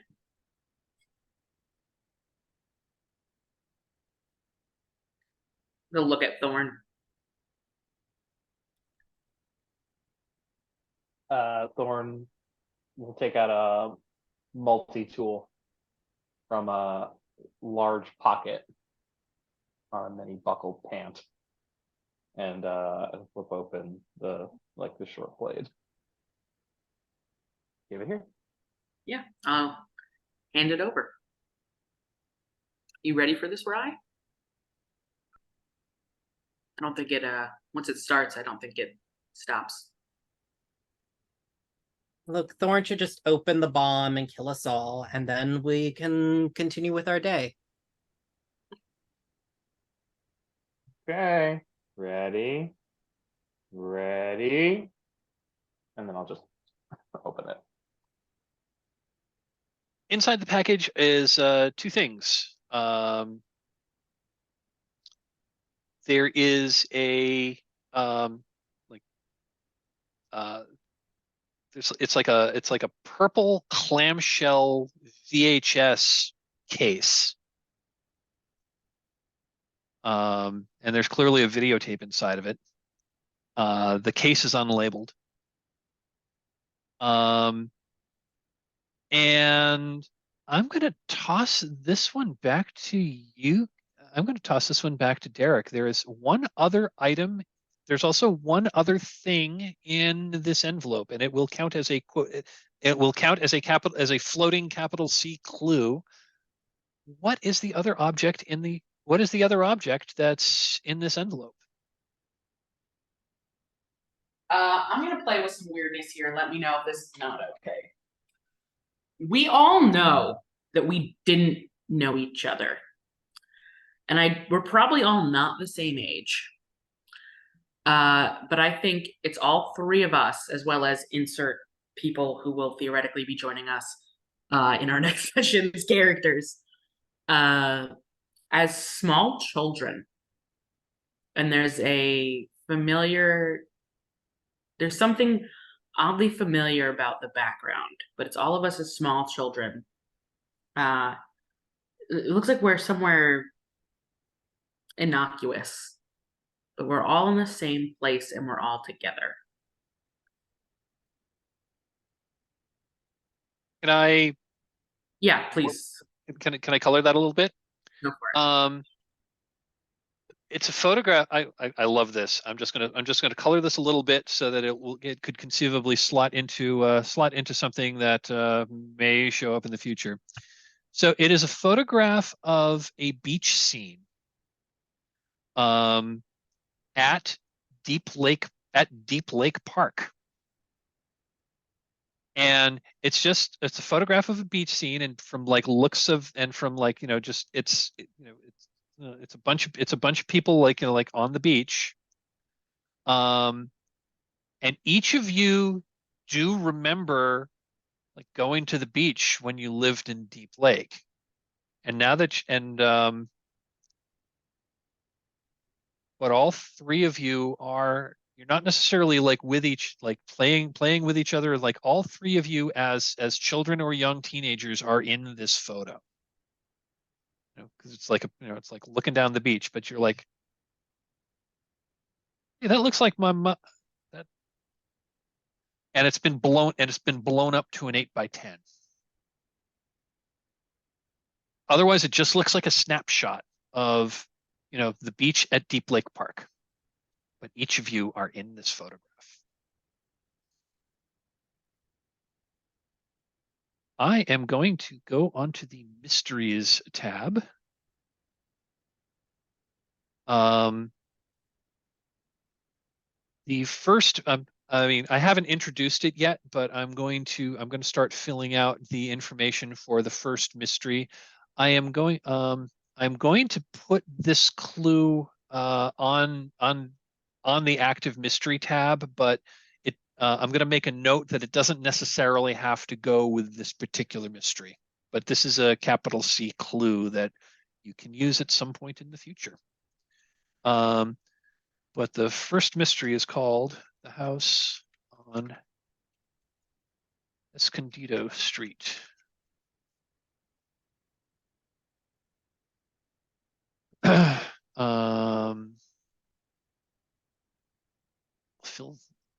I'll fill in the rest of the summary later.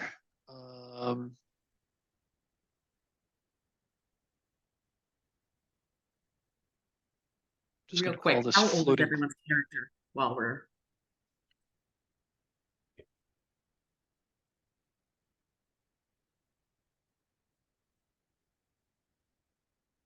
How old are people's characters? I think Derek's maybe 26, 27.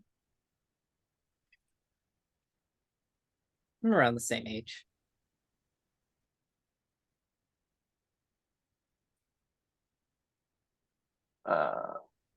Mid 30s then, or even mid or late 30s, depending on how much I want to be like the older person. All how resentful I want to be of this. These, These U's. I'm gonna say there's like a decade between our ages, whatever your ages are, like a decade. Okay. So if you were kids of like, I guess you might be kids of the 90s, and I'm like a kid of the, mid to late 80s.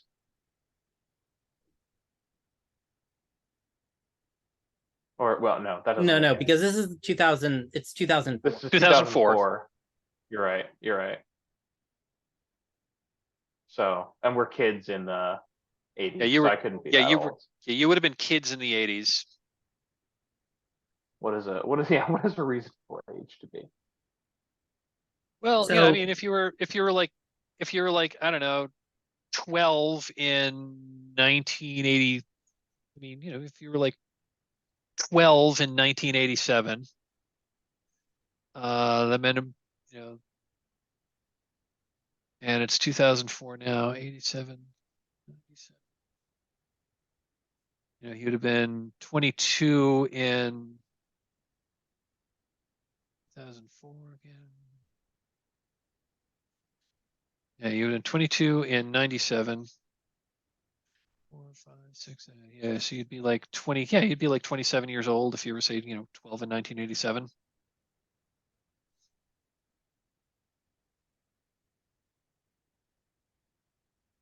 If I'm doing my math in my head correctly. You could do like probably like 32 or 33, I think. Yeah, that was just the math I got. 'Cause if I was born in 72, 12 years later would be 84, and then in 2004 you'd be 32.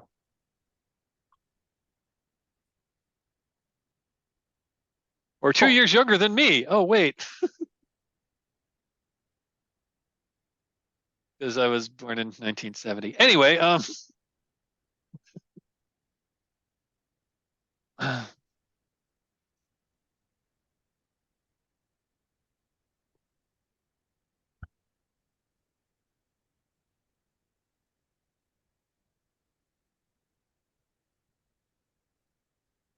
okay, so I'm putting a floating clue, photograph of beach scene at Deep Lake Park, taken mid to late 80s.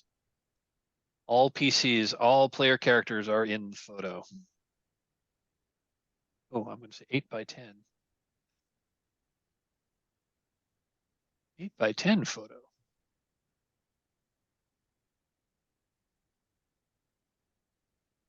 Again, you're not necessarily like playing with each other or even acknowledging each other's existence, but looking at this photo, each of you see a photograph of a much younger self in this photo.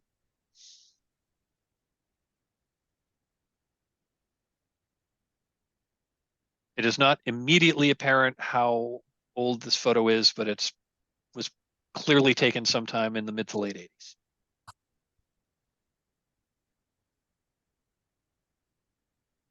And there is also a handwritten note. It's actually it's on a it's on an index card, and it's also written in black Sharpie. And it just says, "To get you started, ... Well,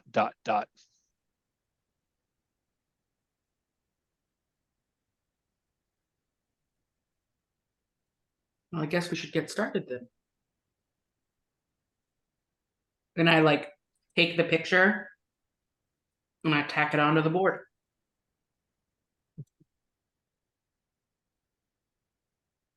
Okay. Oh, and you do have this videotape. Yeah.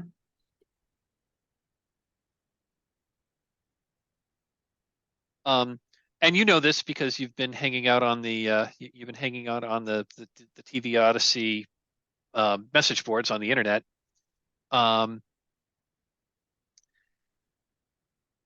The purple case is usually what Odyssey tapes are put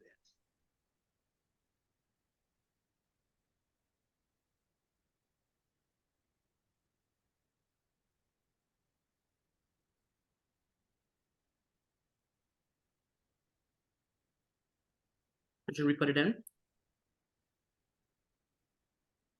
Gonna open up. I mean, I assume you're gonna open up the case and look at the tape itself. Yeah. Okay. Um, it's a Mechanically, we can't actually view the tape until the night phase. yeah. Oh, I was gonna say if you pop it in, and I was gonna say if you want to pop it in and try to watch it, you can, but yeah, you can't actually mechanically. All you will see is static. hmm. And this is actually a known thing about Odyssey tapes. For whatever reason, they only work at night. It's a known thing. Nobody's been able to tell you why, but if you try to watch it during daylight hours, all you get is static, just like white noise. If you watch it at night, that's when you can actually watch them. Nobody can tell you why. It's just a thing about them. Okay. So this is a, this is a like a, you know, this is a this is a this is a Sony, VHS 120 videotape that has again it just has like a and ha, again in a very different handwriting. This one's like written in ballpoint pen. Um, written on the top and also written on a sticker on the on the back of the tape. It says Happy Jack's 06 duress signal question mark pure white pretext. I'm going to write that down for you.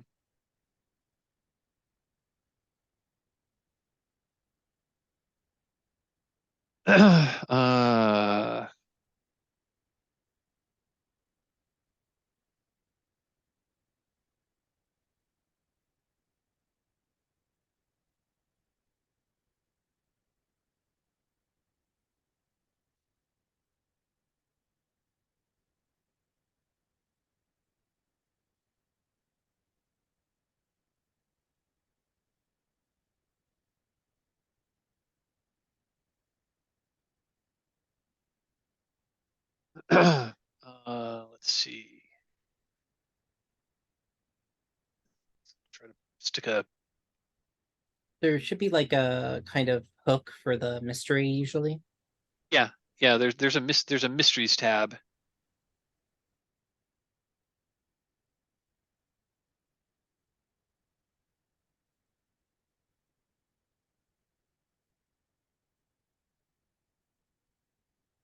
And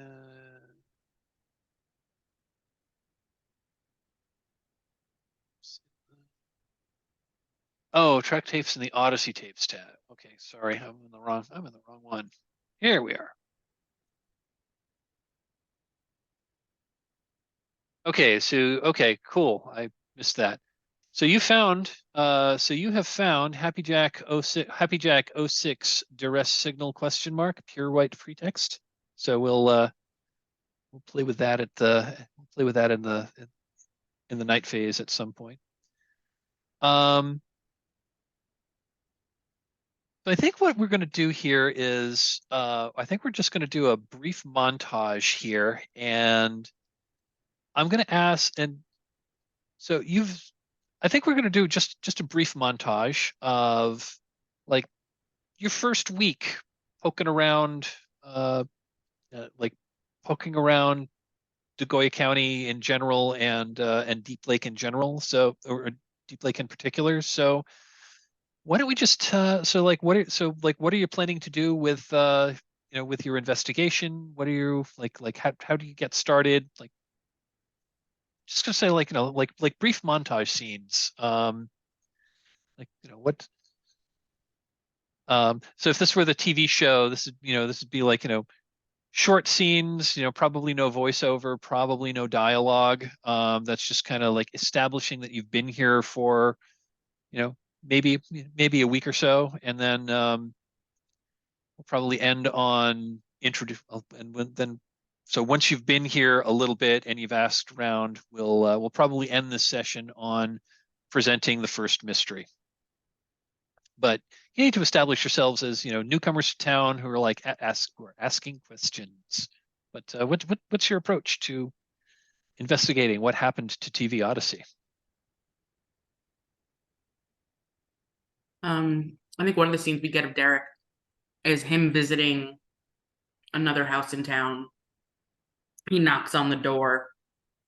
He's dressed a little nicer. And we see like an older, like stereotypical grandma open the door, big smile, big hug, comes in and he gives an older gentleman a sort of, curt nod, things like that. They smile back and forth. And we see, there's photos of Derek growing up here along the wall. And things like that. And we also see a placard of accommodation for serving as sheriff in Deep Lake for like a very long time.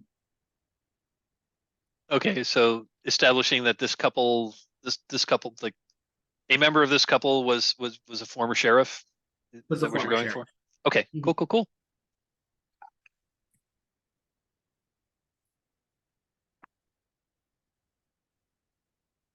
Stephen or Brendan, do you have an idea of just a little scene of your characters doing a little bit of investigation?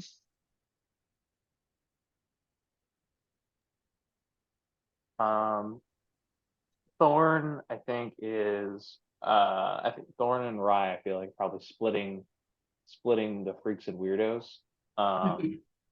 And like most the scenes of Thorn will be like kind of talking to people who are like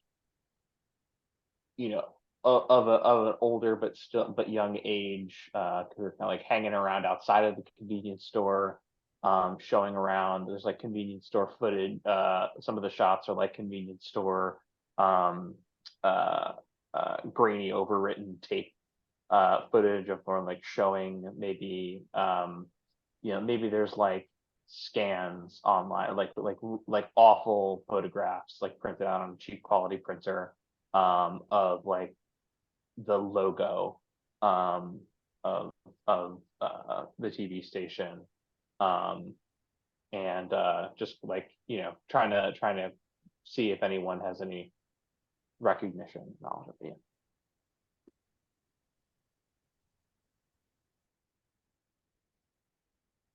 I'm going to add, so you're like holding up pictures of, so you're kind of like holding up pictures of the logo, and like so far everyone and I think again in the montage scene, as we're said, you're showing that, and like people just kind of like shake their heads when you are like, oh, never seen that. Yeah, I think the most I get out of it is that there's some people who hang around outside convenience stores who know I'm good for a cigarette.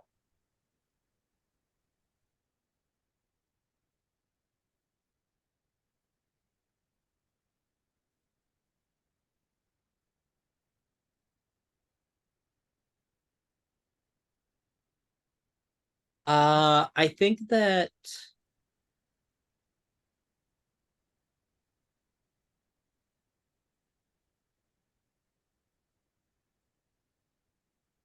we cut to Rye out in the desert where the station once stood, and it's now like all, I don't know if it, I'll just call it now, it's all fenced off. Uh and there's some like guy with a dirt buggy with these massive tattoos all along his arms. He looks and I think Rye fucking has to pull out a signed copy of the black pillar to pay him. And I think that's where we see.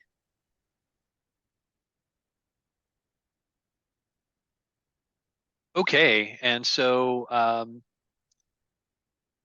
these are like so like these scenes are just kind of like intercut, just to establish that some time has passed and you've clearly been asking around about TV Odyssey.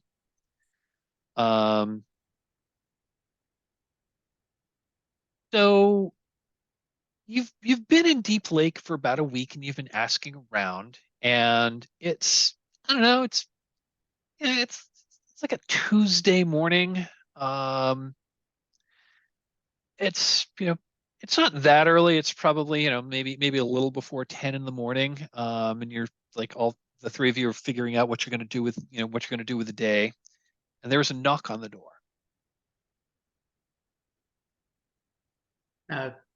If no one else goes, Derek will be the one to go, probably, and open it. And there's a young man there, is like maybe roughly your age, like early 20s. Hey, I'm sorry. It was Derek that opened the door. Yeah. Okay. Hi. You're Derek, right? Derek Goldberg, yes. Cool. Yeah, so um so my name's Casey Wilcox. I hear you've been like asking questions around town, and yeah, I don't know about that TV station you're asking about, but there's something weird going on that I think you might be interested in knowing. Please come in. Please come in. Yeah, and he opens the door and lets the Casey in. Are the rest of you, I assume, are there? Who's this?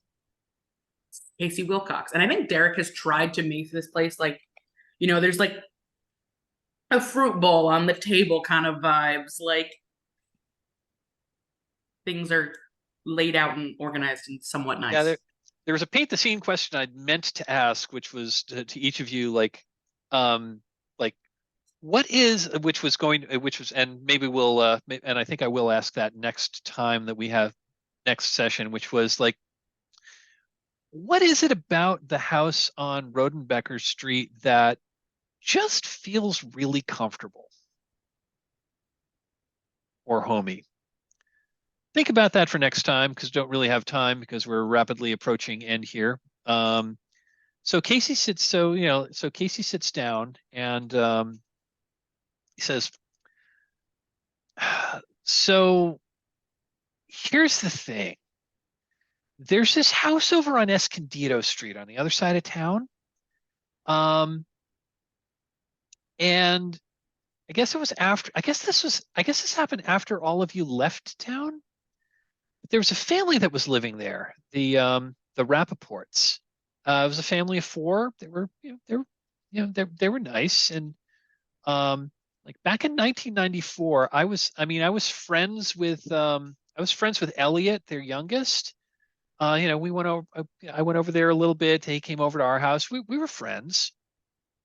They hadn't lived there for very long though, and then all of a sudden, just one day, they all disappeared, and no one has been able to figure out what happened to them.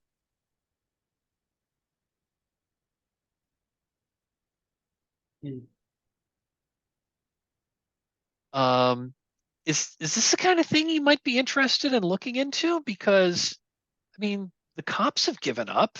The Rappaport's relatives have given up, but I don't know, never sat right with me.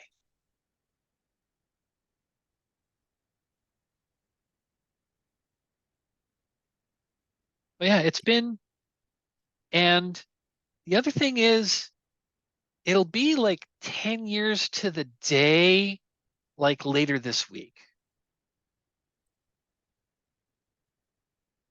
Can you give us a moment? And I will try and pull Thorn and Rye a step away, maybe like into the kitchen or something. Are we the fucking Ghostbusters now? I think we're the Scooby Gang. I think we're people who can help.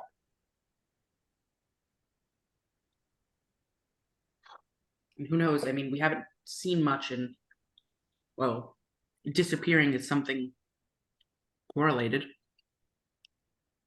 Maybe it's a start. Yeah, the thing is, people disappear all the time. I mean, how exactly do we know that this wasn't like fucking they owe $30,000 to the mob? Well, we find out. Unless you're scared of a little investigation.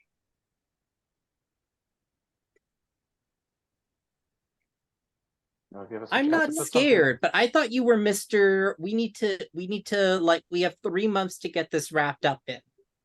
We do. We have a deadline. But we're not pulling anything up. So maybe something will come of this. Like Scooby Gang, you're Shaggy in that case. Who? Damn it. Is that like a TV show?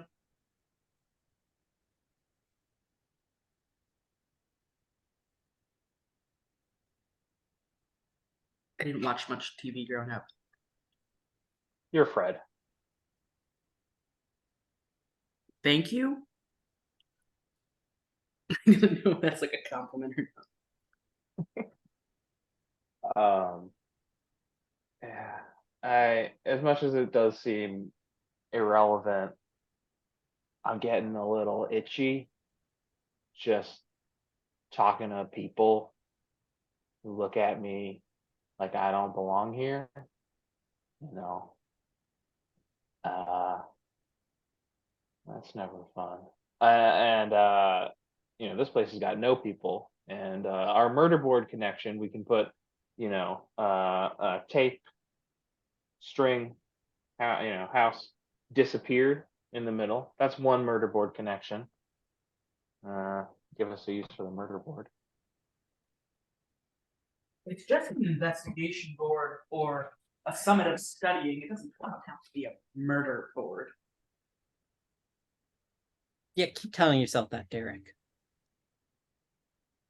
Yeah, I've already cut out some magazine letters and collage murder board on top. I love it. I love it. Right. Derek pours 4 glasses of lemonade from a pitcher. When neither of you are looking, I've also put up a photo of Thorn with a knife in it. Derek. I mean, Derek, man, who knew he had that in him? At some point. I think Derek rolls his eyes and looks at Rye and says, "How about you take point on this one? We need to talk to them."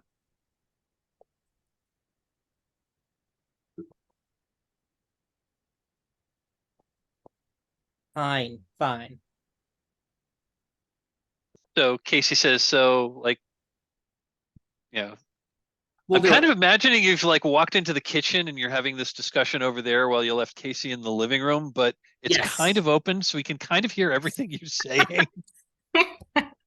And so he calls. So when you say so you're taking point then, and I'm sorry, Rye, did you say yes? Yeah, I said yes. Casey's voice calls from the other room. So you'll look into it?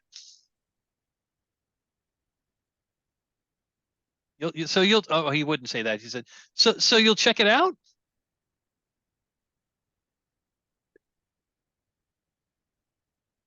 Yes, we're gonna check out your friends that were killed by the mob.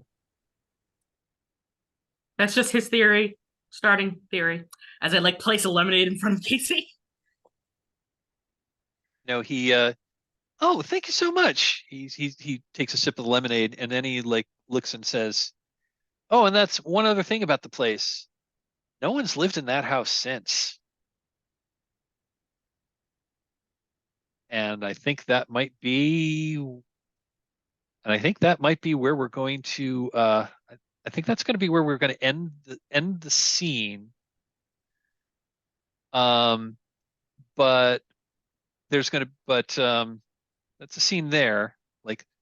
They roll the credits roll for this credits roll, but this is one of those TV shows that has a post-credit scene, and the post-credit scene here is it's getting toward dusk, and we see what looks like a normal looking 19 like early 1970s ranch house with landscape that's just a little bit overgrown.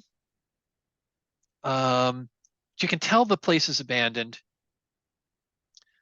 Um, um, but the camera is zooming in ever so slowly onto this house that, you know, that the windows aren't boarded up or anything, but everything is clearly closed. You just see the curtains rustle a little bit. And inside the window, there's just like a small point of light floats by the window. And that's the end, and that's the end of the episode.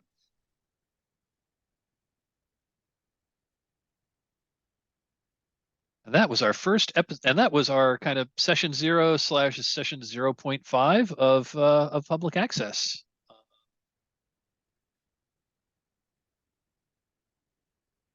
If anyone was watching, thanks. Thanks for watching.